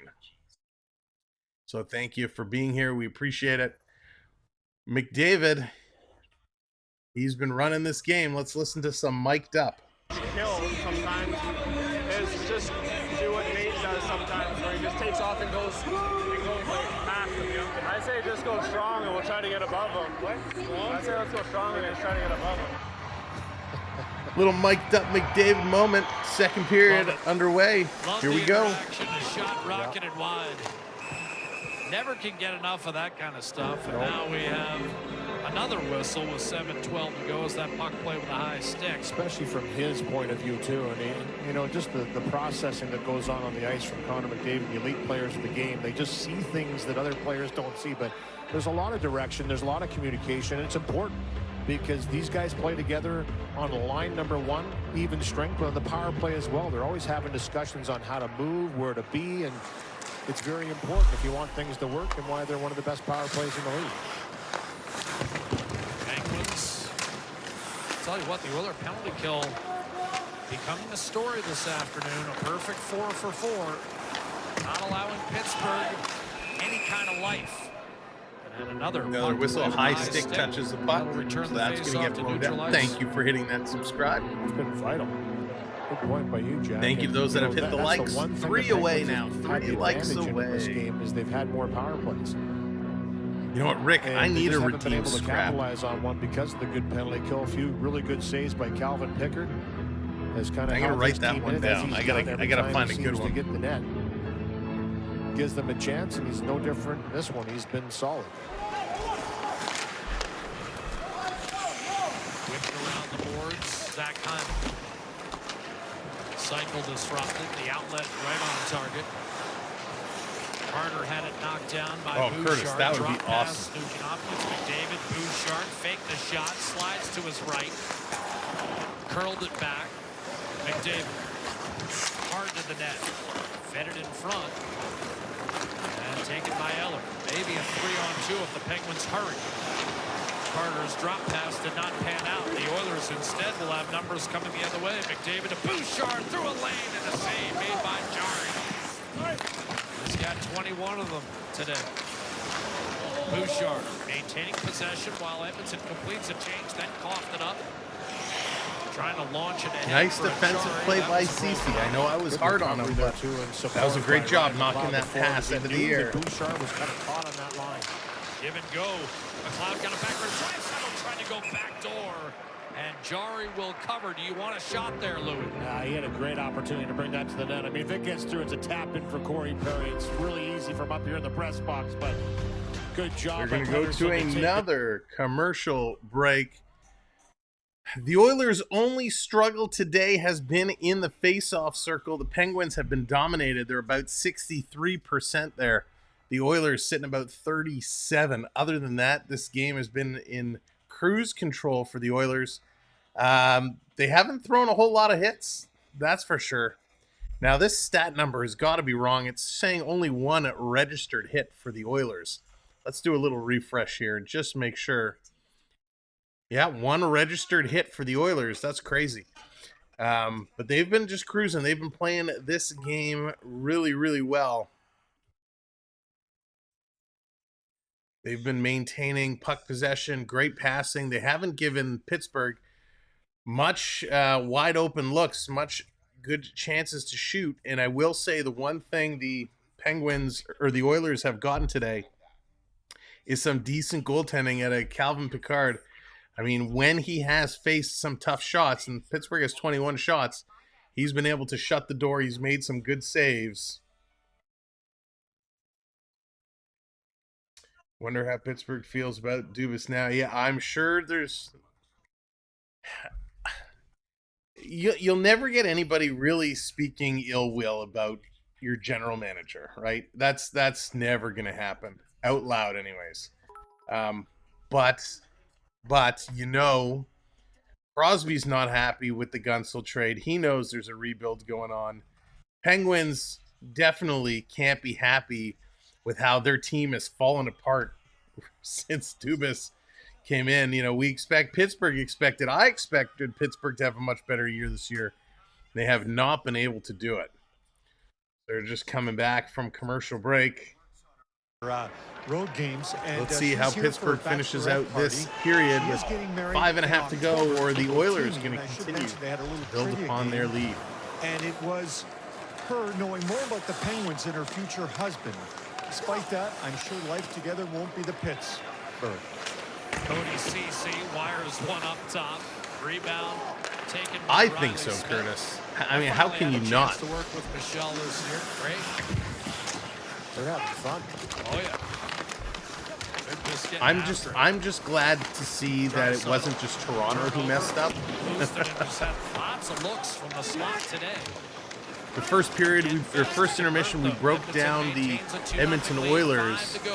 Join us at this upcoming intermission as we're going to break down the Pittsburgh Penguins. Controlled by Corey Perry. Work down low, Raquel. Penguins all year long. Yeah, lead very bad. In shots per game, but 25th in goals for. Shooting percentage tied for 29th. It's just been an off year for some guys we're accustomed to seeing pucks shatter the back of the net. I mean, it's just sometimes you have one of those years. And especially with this team, which is very uncharacteristic of the group they've had here for years. Yep. And why it probably is magnified. Carlson sends it in deep. Kept alive for Lars Eller. Bemstrom to the slot. Instead the pass through a second time the tag. And what a save by Picker. Great saves and great blocks. Oilers trying to get it out of the zone. Can't do it. It's still sitting there. Still finally raked to the corner. Edmonton a bit sloppy here. Lars Eller. Yeah, they won a couple. Penguins just need a goal to break through and make this a game. Joseph winds it down low. Battle one, Bemstrom. Letang. Snapped across, Bemstrom. Oilers really could use a clear here. Desharnais unable to get it done. Letang, little spin move. Penguins have the Oilers on their heels. Joseph a shot. Save made, Pickard. His 24th today. Desharnais immediately gets the glove in the face. Which team really understands and sets it in motion. Letang looking for a little tap in front of the net as he had Raquel standing in the blue paint. That doesn't get through. Good defensive play by Darnell Nurse to block that one. But then this puck just pinballs around. That is a good And nobody question. can really stick a fork in it. It's all over the place. I heard a bar in that sequence as well. But you know, I'm sure there's the. Listen, these guys know how to play. They know what they're doing, right? If you're in the National League at whatever position, player, a coach, really, I mean, again, even though it's been whatever position you're in, manager, these guys know this game in and out. These guys have been playing it their whole life. Grip on the game. As fans, and Pickard doing a nice job at tracking we always have things to say. Yep, and I like that he just froze that one on that shot right there. But these guys come in and they have their strategies, right? They try and figure out a way around it. He's in the net for Edmonton. He recognizes there's a little momentum swing. He wants to slow it down, so any chance he gets. It's hard to really say, oh, here, goaltender interference. Brian Rust runs into Pickard. Pickard is down in his net. We got a scrap on the backside of the net. Bunting in there. Bunting's, who does he have? Bunting, he grabs Nugent Hopkins around the throat. The official is going to separate them. Be careful what he decides to. I kind of like to see that fight. Yeah. Picard is back up on his feet. But Nugent Hopkins knows that there's a power play coming up here, so obviously they don't want to go too far with this because it's the first full one they've had in the game. But for Rusty's been around in his first Pittsburgh game in 8. Trying to pull an NHL 94 move here and just crash the net. That's what he does, but as he tries to stop up with the puck, Russ taking it right into Pickard. Pickard in the head, and he goes back pretty aggressively. He had to stand his ground to make the save, though, so he has to stay in. No need for that. The Oilers going to get their first full power play. Russ is going to be the only one taken to the penalty box. He was absolutely steamroller there. Pickard looks no worse. Here's the angle from the net, and it knocks the camera around a little bit as Pickard goes in there. That angle reminded me of the story that Ken Holland told us when we were in Anaheim about how he gave it to a forward in front, and the next thing he knew, he was looking up at the ceiling tiles. He was counting holes. So 2 minutes on the clock. Yeah. Here's Draisaitl Good to see winning the that Pickard kind of brushed that one off, though. McDavid and Hyman in the slot. Now a real chance for Edmonton to gain a stranglehold on this game, but a face-off win for the Penguins and the length of the ice clear for Marcus Pettersson. Eller and Achari with pursuit against Leon Draisaitl. Achari took it away. Draisaitl down and out. Eller was all alone, and Achari couldn't get it to him. That would have been a short-handed breakaway. 2.5 to play, second period. Bouchard waiting for the on-rushing McDavid. Achari knows he is, but can't defend it. Just need Canadian team to win. Yeah, right, Lee, exactly. Bouchard gives it back to Nugent Hopkins. Totally, Andrew. And I agree, Elizabeth. McDavid right on. It's there. They can't bang it in. Away from McDavid and cleared back to center. Halfway through the Oilers' third power play of the afternoon. McDavid dangles his way back in. Got through one man, not Eller. Booted free, but taken over by Nugent Hopkins. Draisaitl, McDavid. Bouchard steps in. Shoots. Waited too long. Bouchard had that. Rebound, Nugent Hopkins. McDavid.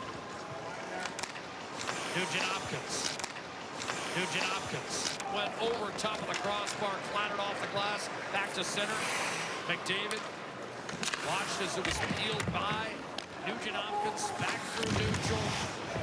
And then Nugent Hopkins with a terrific zone keep to give Bouchard a second opportunity. Nugent Hopkins to McDavid.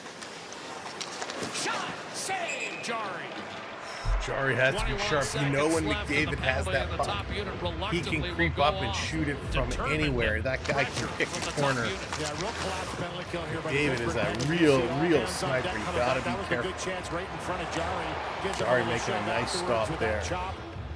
And then this one-timer here, I believe, redirected a little bit maybe off the stick of Achari. Draisaitl will keep going up high, and he's just not getting it down on the net. At the other side, but Edmonton creates some chances. That's all for Calvin Pickard. He's been called Max, I'd be okay with that. And it looks like Pickard is actually being called out of the game.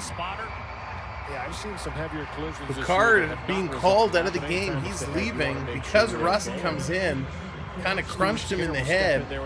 I wonder if this is the spotters that are saying he's got to go to the quiet room. The Oilers forced to make a goalie change. Ecamm to Nurse. Kane will give it to him, and Nurse rockets one wide off the end boards, and here comes Pittsburgh. Here comes Pittsburgh.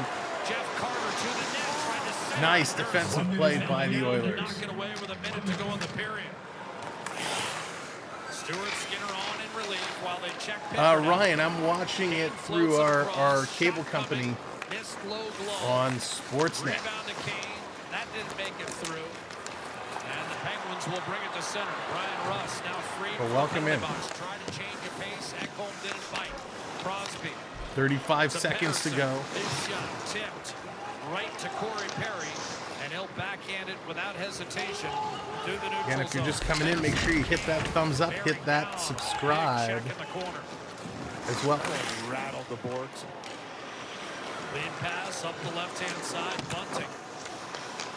Off the end boards. You'd like playing here. It's the old school where there's lots of give here. Final 10 seconds. I think all players like those. Oh, Ryan, thank you. So this, what you're looking at on the screen, I've actually made this through a bunch of different sites and a bunch of different widgets. So thank you. Yeah, it's a combination of a number of things. So we got a little bit of pushing and shoving here at the end. It's still going. Sidney Crosby has somebody in a headlock, kind of hog ties him and takes him down. Michael Bunting is in there giving shots. Crosby had Kulak in a headlock. Corey Perry being escorted off the ice. Rust in there had a face full of Yanmark. McLeod and Cece in there as well. So there was a little bit of rough stuff at the end of period number 1. It continues here at the end of period number 2. Look at what happened at the end of the period. We'll see if they're going to issue anything. Corey Perry and Sidney Crosby exchanging some pleasantries. Rust comes over and says to Corey Perry, hey, leave my captain alone. Things seem to escalate from there. Corey Perry coming at Rust as well, probably due to the goaltending situation, as Rust ran into Pickard. So we'll be watching to see what happens with Pickard. So, all right, that's going to be broken up, and we're going to get things over to the intermission, and let's break down these Pittsburgh Penguins.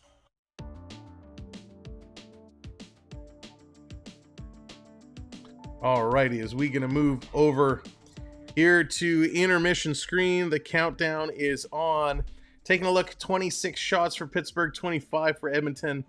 Edmonton up to 4 hits. Ooh, that number might go up when they updated after the last little flurry there.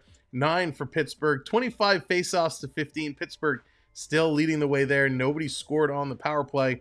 6-4 the giveaways. Pittsburgh has more. 6-4 the takeaways. The Oilers leading there, and you can see the block shots 13-10.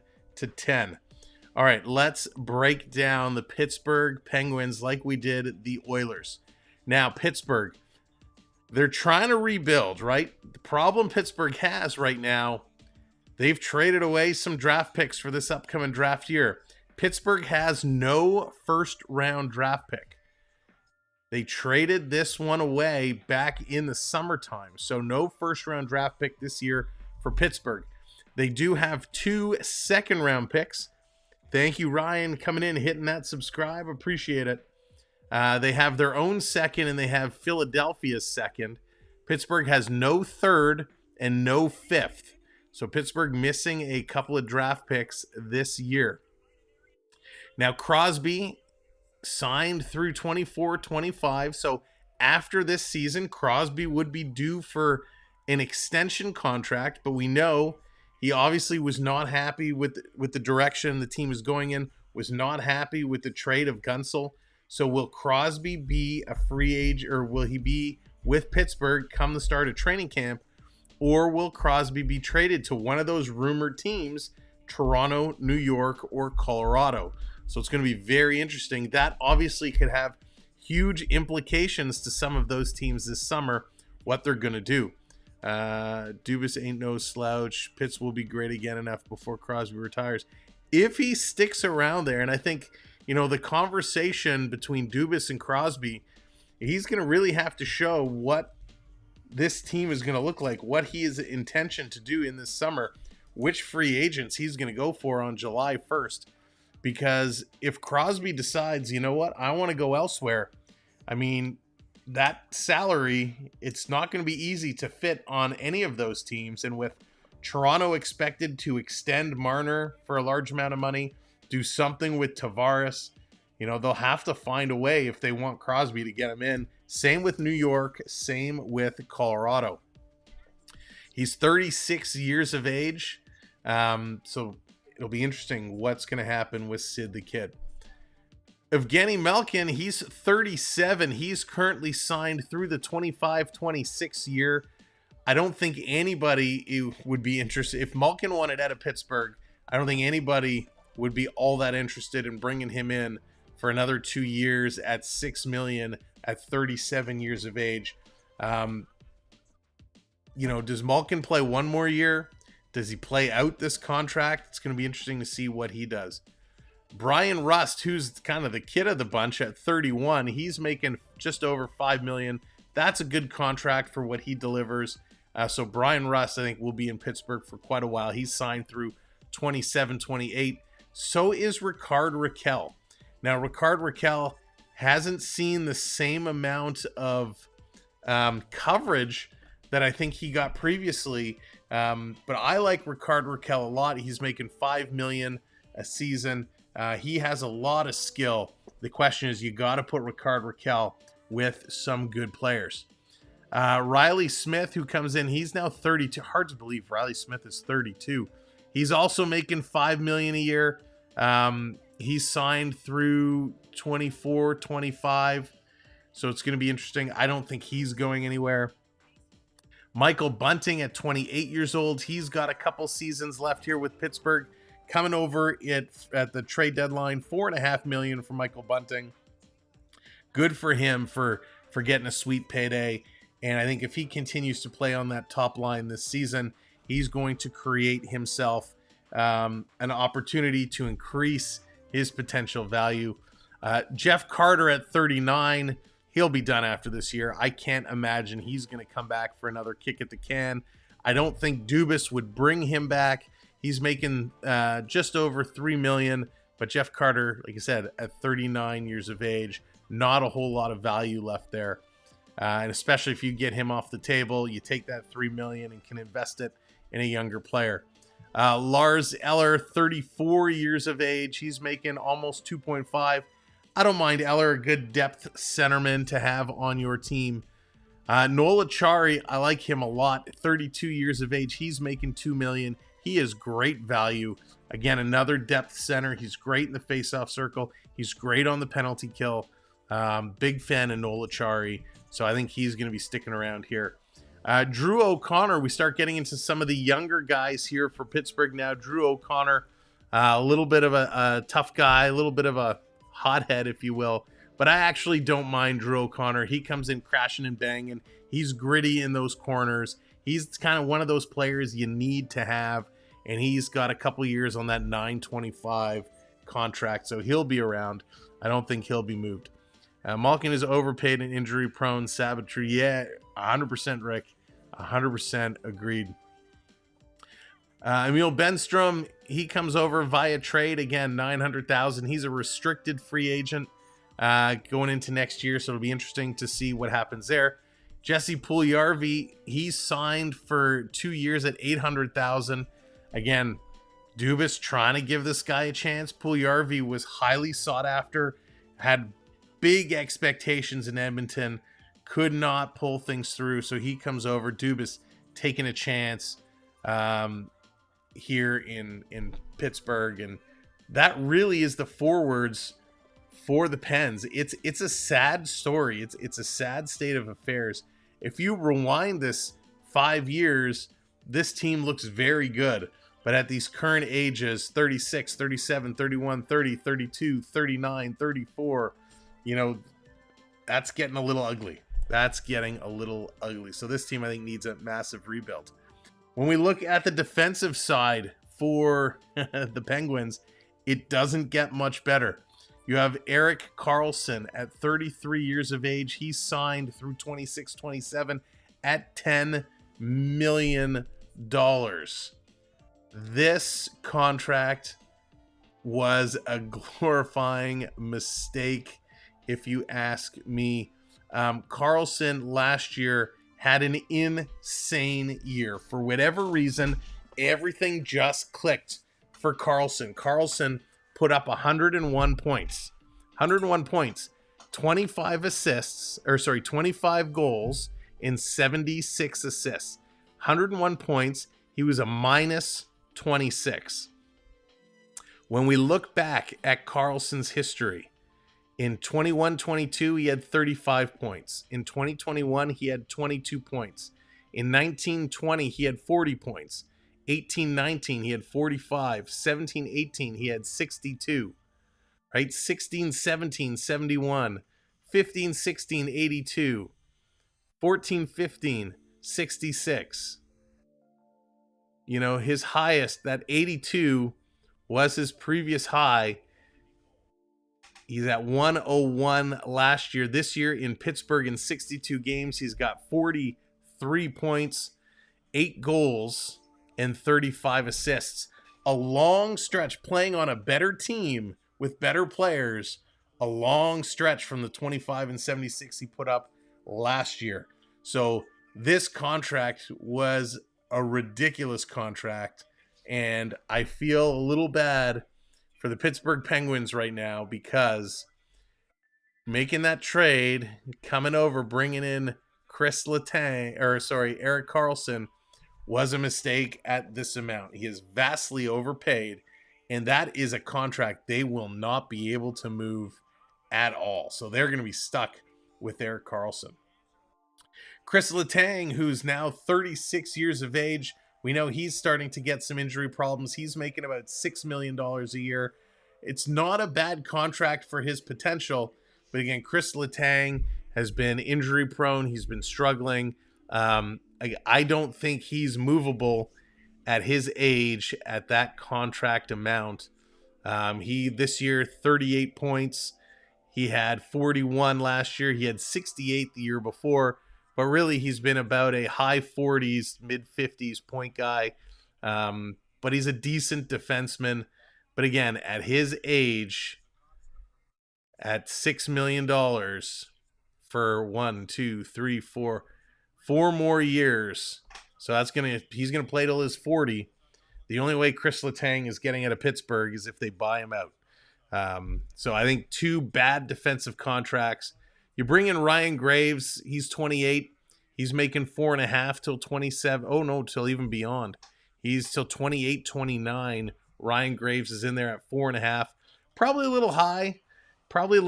For what he does. Marcus Pettersson, they bring him over via trade. He's 27 years of age, making $4 million. Pierre-Olivier Joseph, he's 24 at $8.25. He's a restricted free agent. And, of course, John Ludwig, they claimed him on waivers.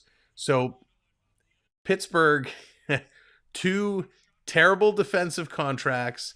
They're struggling with some solid defensive players. They have a lot of talent up front in their forwards, but they're all extremely aging with contracts that are going to be very difficult to move outside of Crosby. Crosby's playing some great hockey for being a 37-year-old or 36-year-old. Let's see. Taking a look down. Because only Toronto's playing American sports. Yeah, I'm missing that conversation, but that's okay. Dubas is probably not having a good start in Pittsburgh. Most likely going to miss the playoffs as much as they should. Yeah, Brad, he's struggling. We saw firsthand what he did here in Toronto. It was not good. It was trade away all of our draft picks, trade away all of our future to try and win now. But he brought in players that just were not good players. He signed deals that were really problematic. Now, the one bright spot Pittsburgh has, I think, is in goaltending. I like Tristan Jarry a lot. He's got some really, really, really good potential. Really like Tristan Jarry. He's got a favorable contract at 5.3, and he's signed till 27, 28. So Tristan Jarry is going to be decent. You got Nedeljkovic as the backup who, whatever, he can play okay. But Pittsburgh has all kinds of problems, and I don't know how you figure this one out. By the way, they're still paying, well, Jeff Petry's contract comes off their books in 24-25. So Pittsburgh has some issues, right? They don't have that draft pick, that first-round draft pick, which they really could have used this year. They have some contracts they're not going to be able to get rid of. What do you do with this Pittsburgh Penguin team? Maybe convince PK Subban to come out of retirement, give him a huge contract, right? It's crazy. I don't know what on earth they do. Teams for soccer. So, Ryan, I'm not a huge soccer guy. I'll be honest. I had some buddies back in the day who were huge soccer guys, the Premier League, and I enjoyed from time to time, but I don't watch MLS all that much. I've watched TFC a couple of times. It's okay. It's just not my cup of tea. Oh, dang, we'll have to wait for the Samwelb B12 meet and greet. That would be a lot of fun. That would certainly be a lot of fun. Let's see. I would on a drive. Let me scroll back. You see we got lots of conversation going on. I love it. What are we trying to have delivered? Let me scroll back here.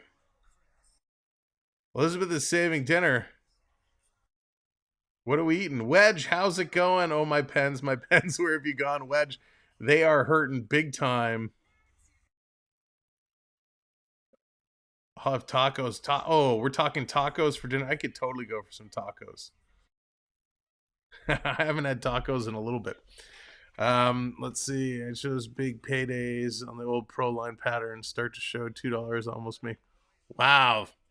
You know, it's funny. I never really got into pro line either. What I found for my picks for pro line is I'd always look really good in the first half of the game, and the games would always change for the second half. And I was like, I'm done with it. So, but I love looking at the numbers. I'm an analytics guy. I love looking at numbers. I love reviewing it all and seeing who's hot, who's not, trying to predict the outcomes. Hockey is one of the most difficult games, one of the most difficult sports to gamble on because anything can happen on any given day. All right, so if you are a Penguins person, if you're taking a look at this Penguins team, we just went down and broken up. What do you do? How do you fix this team? I'm curious on your opinions. Lewis, I have not heard anything new on Marner other than he's day-to-day with the lower body injury. I'm sure he kind of tweaked the leg as in that game previously. So I don't think he's going to be out long-term. Leafs are now off until Thursday. So my assumption is he will be back by Thursday, but you never know. We'll keep an eye on the sources to see what could be and when he will be back. But like I said, I don't think it's going to be long term. Let's see. So apparently, Biz on TNT making excuses for Chris Letang during the intermission. Listen, we were just talking about Chris Letang, and I don't think there's excuses you can make for him. He's just, it's at that time where he's starting to slow down. Listen, we all would love nothing more to continue to play the sports we love at the highest levels we can, but there comes a time when things just fall apart. Players getting older, team needs exactly right. That's what happens. Only analytics are the 5 bases that need to be covered. Dynasty.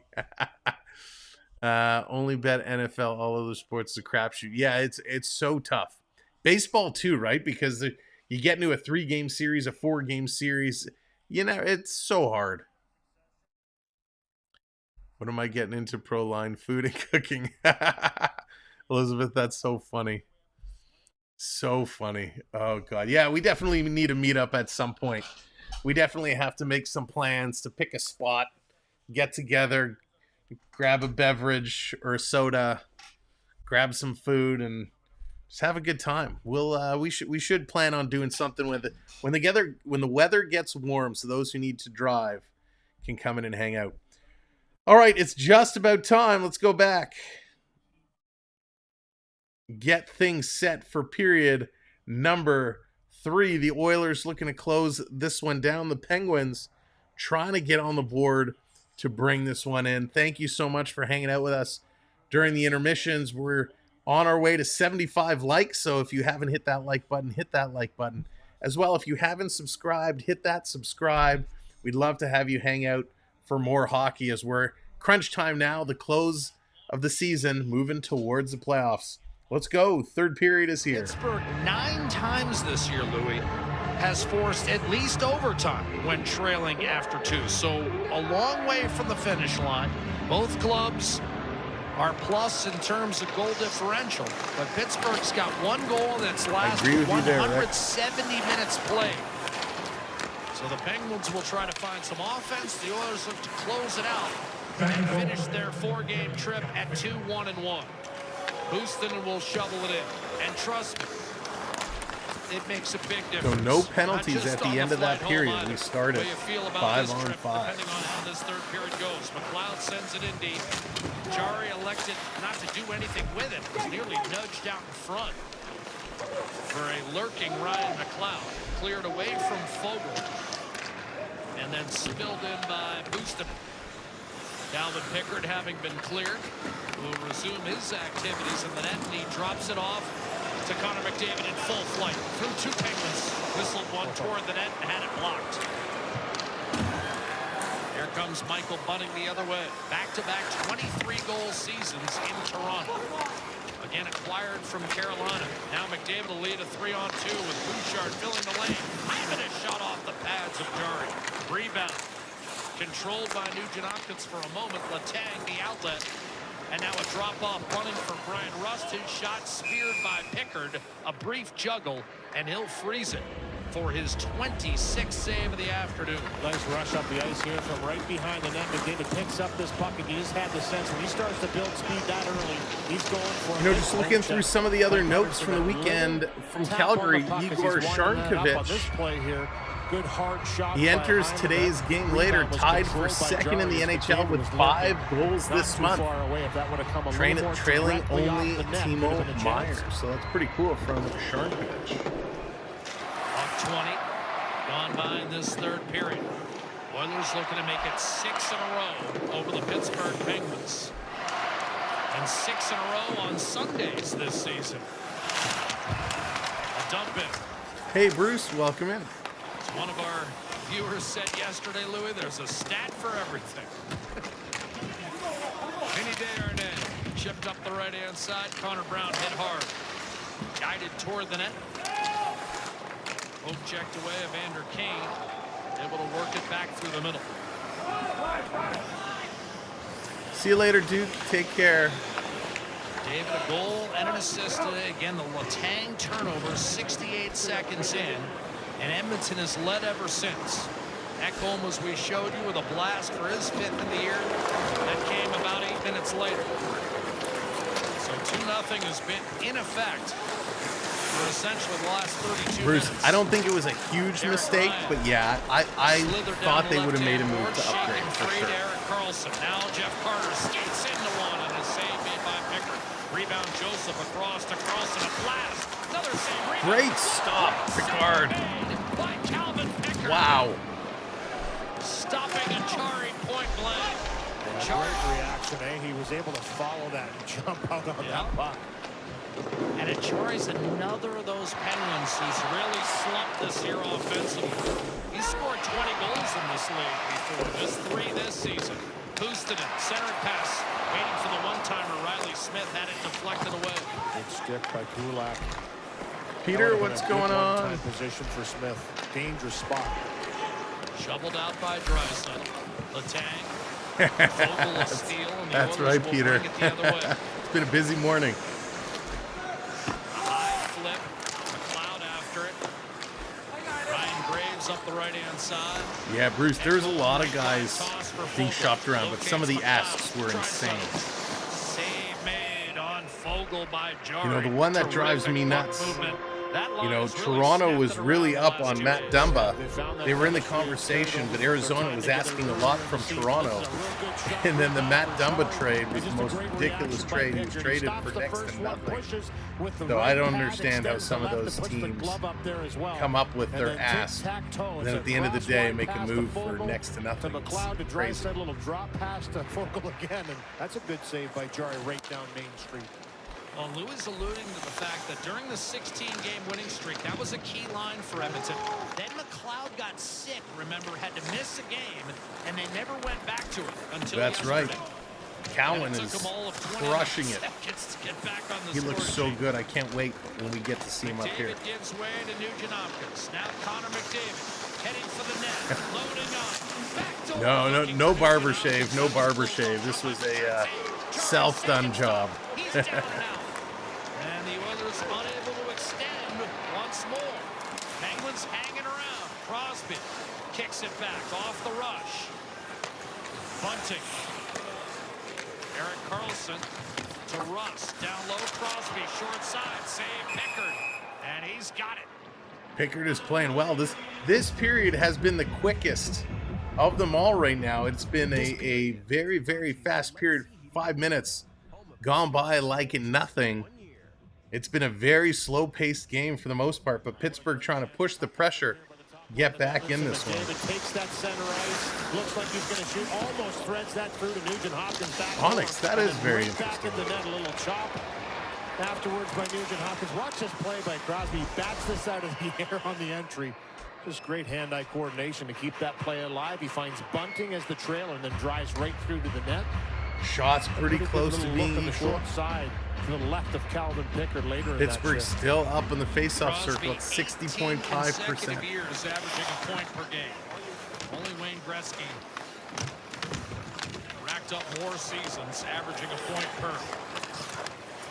Came in with 64 points in 62 games this year. Here's a 2-on-1. Evander Kane. Center pass deflected and a save made by Tristan Jarry. What a chance. 100% correct, Bruce. 100% correct. Still looking for that elusive first goal. His game has slid quite far.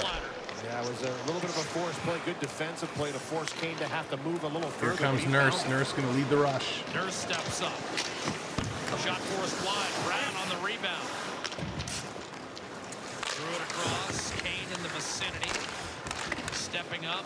Eller could not muscle that out. Brown took the hit to get it down low. Derek Ryan comes in to challenge, makes the steal, dishes off, shot coming, save on CC by Tristan Jarry. Center pass. What a save, Tristan Jarry right there. Kane on the doorstep. Kane has been fairly quiet today. Within striking But distance. Jarry making a great stop. That was a yet reaction again. afterwards. He's looking. He had a little conversation with Jarry saying, are you kidding me? Because that was a great chance. Here's the 2-on-1, and it's a good defense. Kane has only played 11 minutes in in today's game. Further from Joseph, but he still gets Far it off through. the pace Good of the chance leaders. for Brown, and then this one out of the corner. After a Draisaitl great almost chance for 15 CC, minutes. McDavid finds 14 and a half. Kane Nugent right in Hopkins front. at Nice 13. pass by Hyman Ryan, at by the way, 13. out of the corner, steals the puck, and look at that. McLeod and I can't Henrique believe also that didn't playing go in the more net than Evander Kane. as Jarry stands his ground. Good point by you about the D-zone coverage, because if Kane's able to make that pass right away, then Brown has a ton of To options. make a move. He can go backhand, forehand, he can elevate, he can do whatever he wants, but it was a jam play. Yeah. Still got a good chance away. He's getting close to it But if Joseph doesn't force that a little bit later, it's way in more hockey time. years. CC. Ryan McLeod chased by Carter. Shovels it up the boards for Leon Draisaitl. He'll drag it across the Penguin line. Draisaitl creating space for himself. Currently on a streak of his own. 9 points Trevor in his coming last in 5. with the super chat. Thank you so much, Trevor. Sorry I'm late. I just got home from church. How have the Oilers been playing? Oilers have been playing quite well. Jeff Carter is But in fairness, Pittsburgh haven't really pushed them too hard. Taken over by McLeod. Thank you so much, Trevor. Stick taps for Trevor. He wants to move that puck, but because Corey Perry is there, he's got to freeze it with 13:39 left in regulation. The big guns, Trevor, have been doing it for the Oilers. And they're going to take a commercial break. Again, good defense. Ecamm and Bouchard both up over 16 minutes. CC actually at 16 minutes as well. So those top three. And we talked about those top three at first intermission. Actually, we talked about Bouchard and Ecamm. CC creeping up there. Nurse down at 14:25. He does have a penalty and a couple of shots and one hit today. In fact, Darnell Nurse, the only defenseman to pick up a registered hit today for the Oilers. They're not throwing a lot. Kane, Brown, and Henrique also registering a hit today. But they are not playing a physical game. Connor McDavid, of course, 2 points tonight, a goal and an assist. He's a +2. Hyman is a +2, as is Nugent Hopkins. Those guys are just clicking. Hyman leads the way in shots for the Oilers with 5, Draisaitl with 3, Henrique, Brown, Fogle, and Nugent Hopkins, and McDavid all with 2. On Pittsburgh's side of things, Brian Rust leads the way with 6 shots, Riley Smith with 5. Bunting is up there with 3, but they have not been able to score. Malkin and Crosby and Bunting lead the way in ice time. 14:40 for Malkin, 14:30 for Crosby, 14:30 for Bunting as well. Rust coming in at just over 14 minutes. Smith at about 14 minutes. And then things drop down with Eller, Puustinen, Jeff Carter, Raquel all around 10 minutes.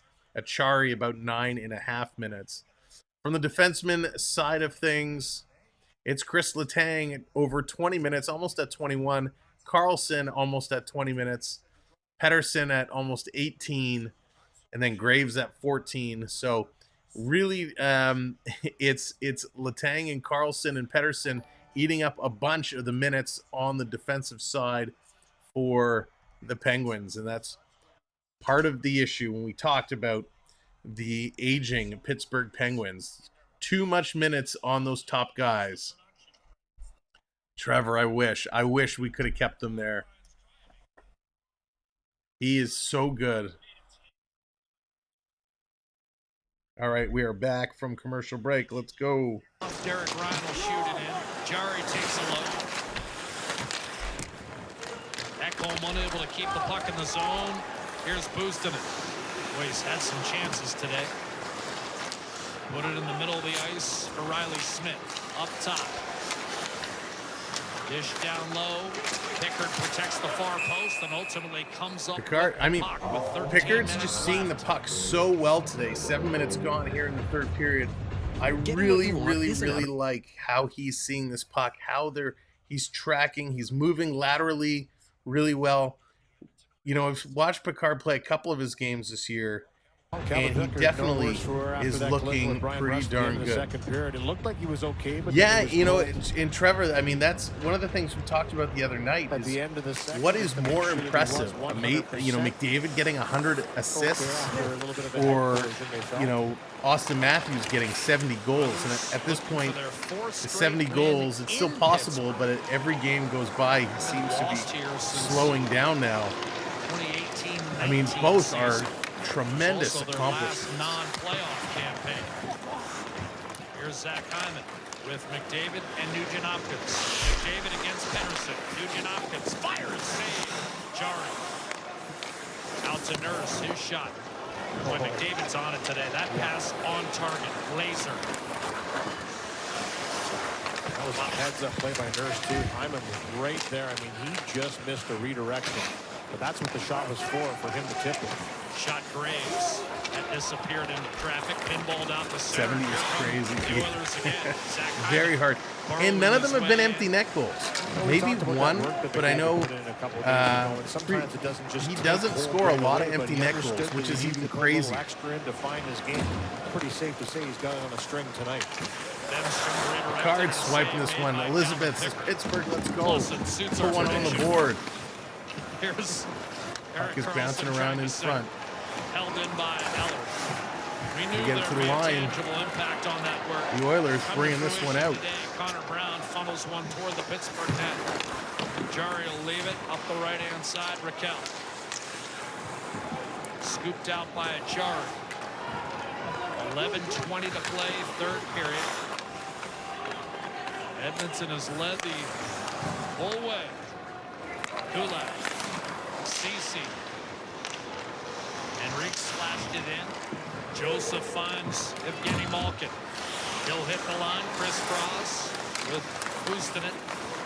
Drop it off for Joseph. His backhander hitting Cardigan is going to grab this Pickard one. anyway, You know, one thing I like that he's doing is, even though they're putting this puck wide, he's grabbing it and smothering the puck. He's not giving Pittsburgh a chance to create that ongoing kind of circular motion of cycling the puck around to build up that momentum in the Oilers zone. Picard is stopping it with every opportunity he can. I mean, this team is just clicking right now. He lasers that one past Jari.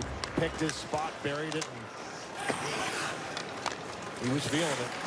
Oilers are hoping that's the only goal they'll need today. Here's Draisaitl. In for McLeod. Popped off his stick. He'll send it back behind. Fogle cut off. Squirts loose. Fogle wrap around right in front. Threw it out in front. Malkin was there. Edmonton returns home. Wednesday matchup of the Washington Capitals. Pittsburgh coming right up the gut. Here's Malkin. Playoff race. Here's Malkin. Cross ice redirected off of Smith and the side of the net. Boosted it. Shot. Save. And then another redirection by Bouchard. He almost volleyed. Bouchard, wow. Almost put it in his own net. Good job to get it out of there. Ryan McLeod. He really has. He's been holding down the fort. Back midway point, third period. Calvin Pickard. The question, Trevor, is Stuart Skinner the guy who's going to lead this team to a championship? I don't know if Skinner has it in him to be the #1 guy. Save Jari. That was a good play by Darnell Nurse. A good shot. It was a riser. Got a lot on that shot. Yeah, Crosby had to clear it out of danger. Yeah, Ryan, it's so weird. They did it, obviously, with Boston. They played them twice. This week, they did it with Arizona the week prior. They did it with San Jose earlier. The schedule is so weird. Guides to Nurse. Shot. Save Jari for a second straight time on Nurse. Ludwig, who served that 10-minute misconduct for instigation. Now oh, wide Nurse coming in and he scores. What a goal.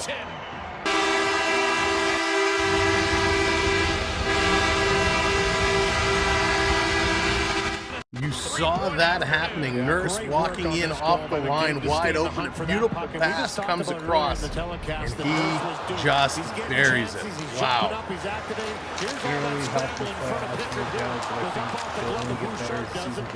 Yeah, I mean, he's certainly developing well. Edmonton never made the Campbell mistake. That was a tough one. I don't think anybody would have saw the collapse of Campbell the way it was. But what a nice goal. Nurse just walking in, a beautiful pass. Now with 27 points in his 13 head-to-head meetings with Sidney Crosby. And should the Oilers hang on to this one, for the first time in his career, he'll lead the overall series. Right now tied at 6 wins apiece. The Oilers looking to make it 6 straight over Pittsburgh head-to-head. Carter trying to beat Cody Cece, but no. Corey Perry looks to clear. Carter regains. Carlson, a blast, a save. Pickard, rebound, chopped wide. Here's a dish. Carter. I mean, McDavid is just ridiculous. David and Nugent Hopkins with the assists on Nurse's 7th of the year. The Oilers looking to close it out. Ryan Graves up the right-hand side. Bouncing puck, eluded Lars Eller. Adam Henry. That's McDavid's 79th assist. Flipped off the side of the Penguin net. Raquel and Joseph in close quarters against Connor Brown, who gets it right back. Put it off the toe of Kane's stick, and then Ecamm put it back down low. Joseph the outlet. Eller Advance through to Bemstrom. They'll chip it in. Raquel. Pittsburgh staring at a 6th loss in its last 7 games. Hey, Patrick, what's going on? Welcome in. By Pickard. That's 37 for him today, and with 7.5 minutes to go. They're going to take a commercial break as the Oilers move ahead 3-0, and a couple really nice goals in this game. You know, usually you watch these games, there's some little bounce ins, some things you don't account for. But Connor McDavid on a turnover, rifled it in the top of the net, was a beauty. Matthias Ekholm teeing it up from just inside the blue line was awesome. And we had Darnell Nurse pinching up at the right time, taking a nice feed and putting it in. I mean, just great passing outside of the giveaway that led to McDavid's goal.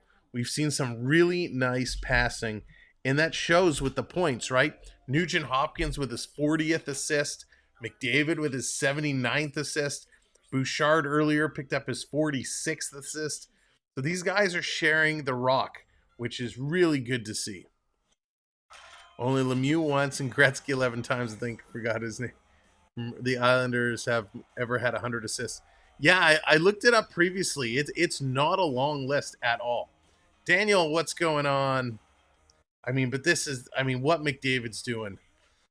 And part of it, you know, a lot of people are like, you know, well, McDavid, you know, he's not putting up, you know, 60 goals, so he's not as good. You know, I don't think that matters. I mean, when you're putting up the assist numbers like you have, it means McDavid is putting people's in a place to score, right? McDavid is starting to get close to Kucherov. He's picked up a number of points today, 3 points today. So Kucherov was at 107 going into today. But yes, he only has 25 goals, but 77 assists plus the assists he has today. Just insane. 79 assists. So McDavid, what he's doing is just crazy. And people are going, the reason he's able to do it as much as he is because people are going up to him expecting him to shoot, right? And they're leaving guys open. They're double teaming McDavid. McDavid's able to find them the pucks. Matthews only put up 40 last year. He's still his best goals. Yeah, listen, put up 40 last year with a bad, you know, a bum wrist, and he missed a lot of games last year as well. I mean, Matthews is a ridiculous goal scorer. Ridiculous. And we're seeing it again this year. So they're just coming back. Let me turn this back up. That was a riddle. I'm getting real bad at forgetting to hit the button. Big shot, Picard taking it on the chest, and he follows it up. Here's another shot, takes it up high. Under 7 to go. Shots are starting to really pick up here. Pickard making sure it stays out. Again, thank you everybody for hitting the like button and hitting that subscribe. Really appreciate it. Pickard would go to 4-1-1 lifetime. That is 100% true. Pittsburgh killer. You know what, Crosby's playing frustrated. Was one of the worst teams that his skating is labored. He's gliding. He's not really pushing. He's moving the puck okay, but you can tell he's frustrated. Here's McDavid to the net with a backhander that's great glove save there. I can tell, you know, Crosby's using his stick a lot more. So stuff he doesn't traditionally do. Harvey, how's it going? Welcome in. Trevor with 10 gifted memberships. Trevor, thank you so much. Holy moly. Stick taps for Trevor. Load those stick taps. Thank you so much for that, Trevor. Appreciate it.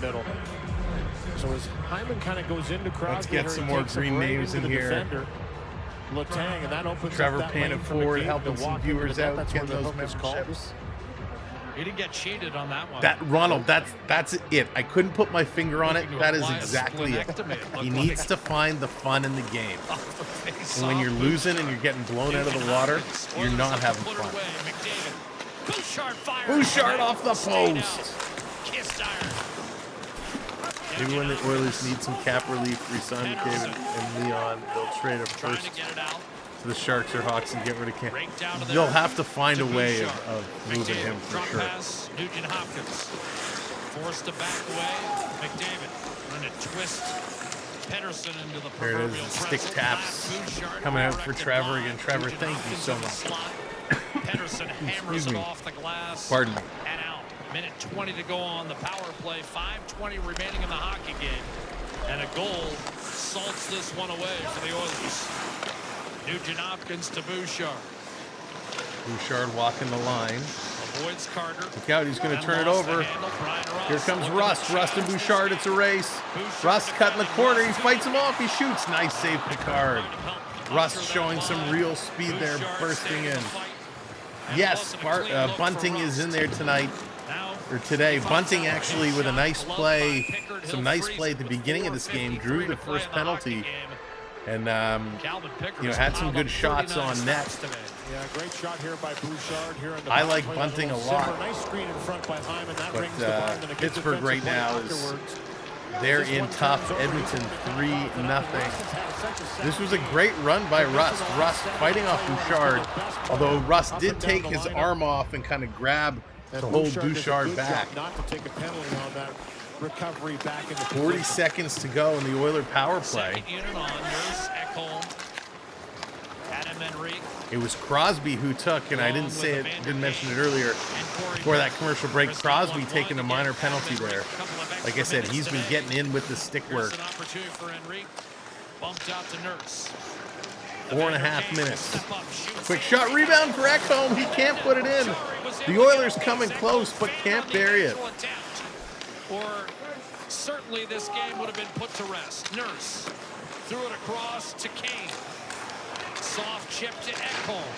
One-timer, and that was blocked. Ryan, that's going to be a really fun game. That's going to be a really fun game.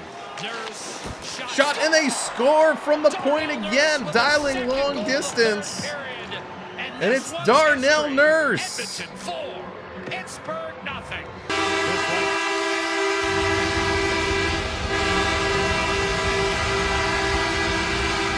Darnell Nurse does it again with another shot. But the shot mentality in this second unit, and that's what makes it effective. You gotta shoot Ecamm, setting him up, a nice little feed, kind of in a couple of steps from the blue line, this time with a wrister from the high slot wide open. Just beats him coming through. Darnell Nurse. That was an absolute beauty. Gets a little bit of a glove up in the air, but I don't think it got all the way up. 4-0 Edmonton. Darnell Nurse's second of the period. 4-0. Darnell Nurse has awoken. The beast has awoken inside of Nurse today.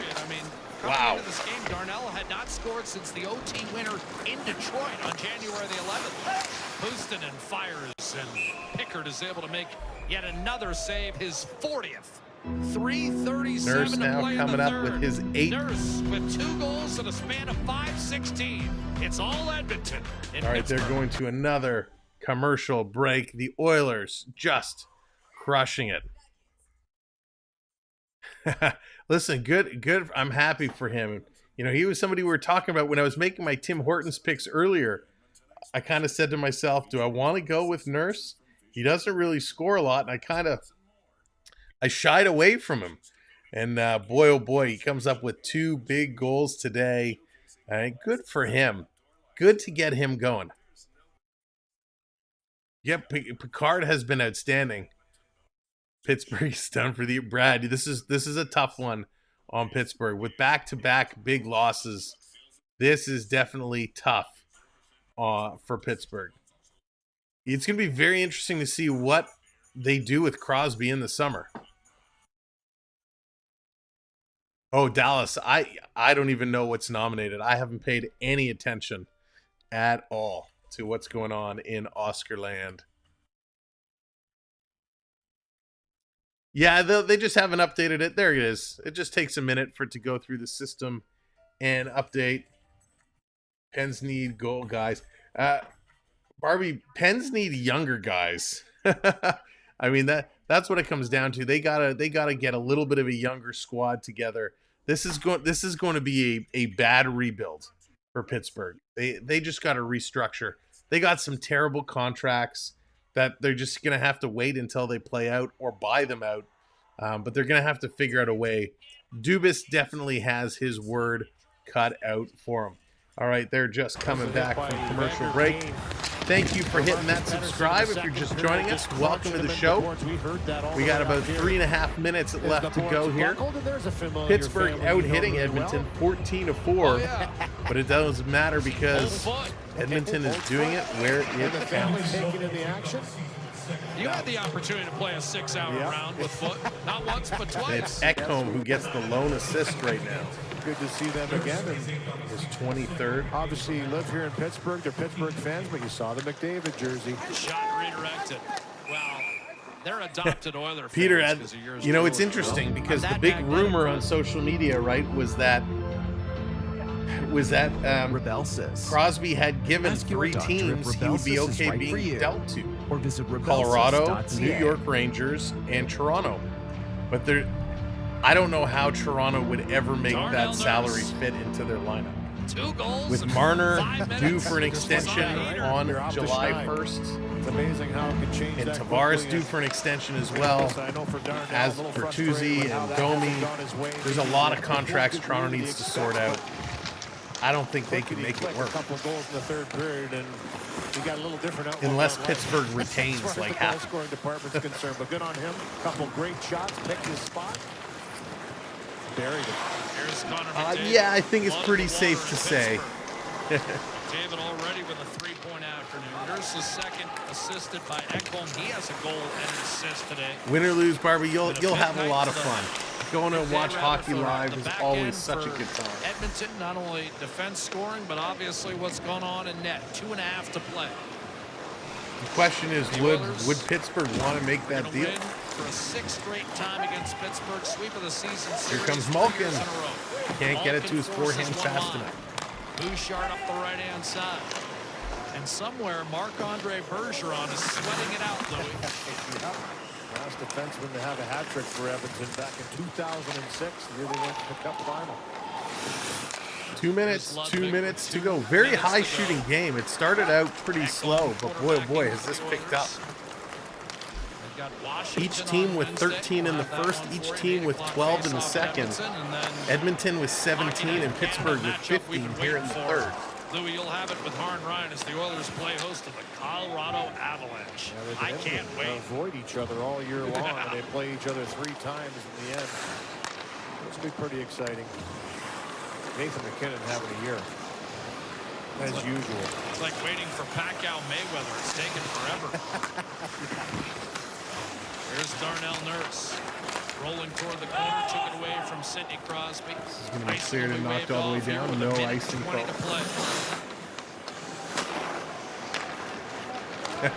What'd you get, revenge? Second career multi-goal game. Right in front, great save, Picard. Bunting found himself in there with a great opportunity and an excellent save. What was a 2-0 game. 1:01 and left to go. We got some pushing and shoving here. Desharnais is going at Crosby. Desharnais throwing punches with Crosby. Here come the rest of the Penguins coming at Desharnais. Desharnais takes a whack in the face with a stick. There's always respect in the league, but for him, he doesn't care who it is. If you're going to poke the bear, he's going to swing over top. So Crosby was going at Desharnais. Desharnais just turned and threw some punches right to the gullet. And he's gotten involved in a few Crosby, you can tell he's getting super frustrated. The entry into the zone. That shove right there, obviously Crosby's not going to like it.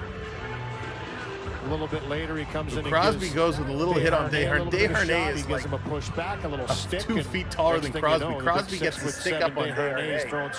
Desharnais starts giving right hands, and then 3 Penguins come flying in, and Letang reaching at him. Letang using his stick to whack him in the face. So really, after that, they're giving 2 minutes to Desharnais to go. Letang gets lucky. Letang should have got a penalty for high sticking. So this game is going to end on the Pittsburgh power play. 33-9. Unless Pittsburgh can score that Find a way to get one 4-point goal. Who has 41 saves today. Thanks for joining in. Thanks for coming in. We're going to have a lot more Oilers coverage down the stretch. Make sure you hit that subscribe and stick around with us. Final minute. Best hockey community on YouTube. 1 minute. Oilers win the draw, and Ceci going to take it in the corner, has it stripped away. Nugent Hopkins digging. Penn's going to hold it in. Michael Bunning pursued by Derek Ryan off the boards, taken away. Now they pick it up and send it down the ice. 40 seconds to go.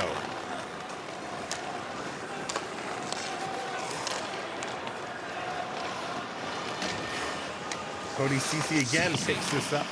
Letang all over him with a hook, and the Oilers breaking away. Against Crosby, tried to dish off, and that was broken up. And now the Penguins look to get on the board here. The amount of stick work going back and forth between both these teams right now is somewhat disturbing. The slashes, the hooks, here's Crosby. Absolutely ridiculous. Edmonton won't even let them in. It's a 3-on-1 shorthander. Shot in a nice stop there. Jari closes the door on Nurse. Nurse looking for 3, and with 0.6 seconds left to go, now they're just going to run out the clock. This game is done. This game is done. What a way to finish it. Darnell Nurse, so close, almost gets the natural Hattie, but that one is shut down. Calvin Pickard picking up his shutout. So the final score, good for him. Pittsburgh nothing. Now it is a first shared shutout. Sorry. Since January shared shutout against the Quebec Nordiques, because he had to leave after being hit by Rust earlier in the game. So that is an absolute doozy. Pickard played well. Skinner played well coming in. The goalies, excellent job. Your goal scorers started with Connor McDavid getting his 24th on a turnover. Then it was Ecamm, his 5th from Bouchard and McDavid. Darnell Nurse, then his first of 2 from McDavid and Nugent Hopkins, and Darnell Nurse picking up his 2nd from Ecamm. The stats today: 43 shots for the Oilers, 40 for the Penguins. Penguins ended 57% in the faceoff circle. No power play goals. Pittsburgh goes 0 for 5. 0 for 4 go the Oilers. 15 hits for Pittsburgh, only 4 for Edmonton. 17 block shots for the Oilers, 14 for Pittsburgh. 9 giveaways Pittsburgh, 6 giveaways for the Oilers. And of course, the 3 stars for today's game. The TV gives it to Nurse, McDavid, and Pickard, and I tend to agree. As I'm looking down the stats, usually we like to give our own 3-star selections. But Nurse with the 2 goals, McDavid in there, and then Pickard with the shutout. I agree. Excellent game for the Oilers, coming back. A little bounce back to come back from the loss yesterday against Buffalo. Thank you so much for being here today. This was a lot of fun. Thank you to our moderators for doing a great job. As always, we appreciate you. Thank you to our gifters, Trevor, Prep. Thank you guys and gals so much for supporting our channel the way you do. Really appreciate it. To everyone who came in and found us for the first time today, thank you for hitting that subscribe. Thank you for hitting the like. Thank you for giving us a chance. We'll hope we see you again. It's crazy to have an afternoon matinee game at 1 p.m. Eastern time. Now it's time to go enjoy the rest of the afternoon.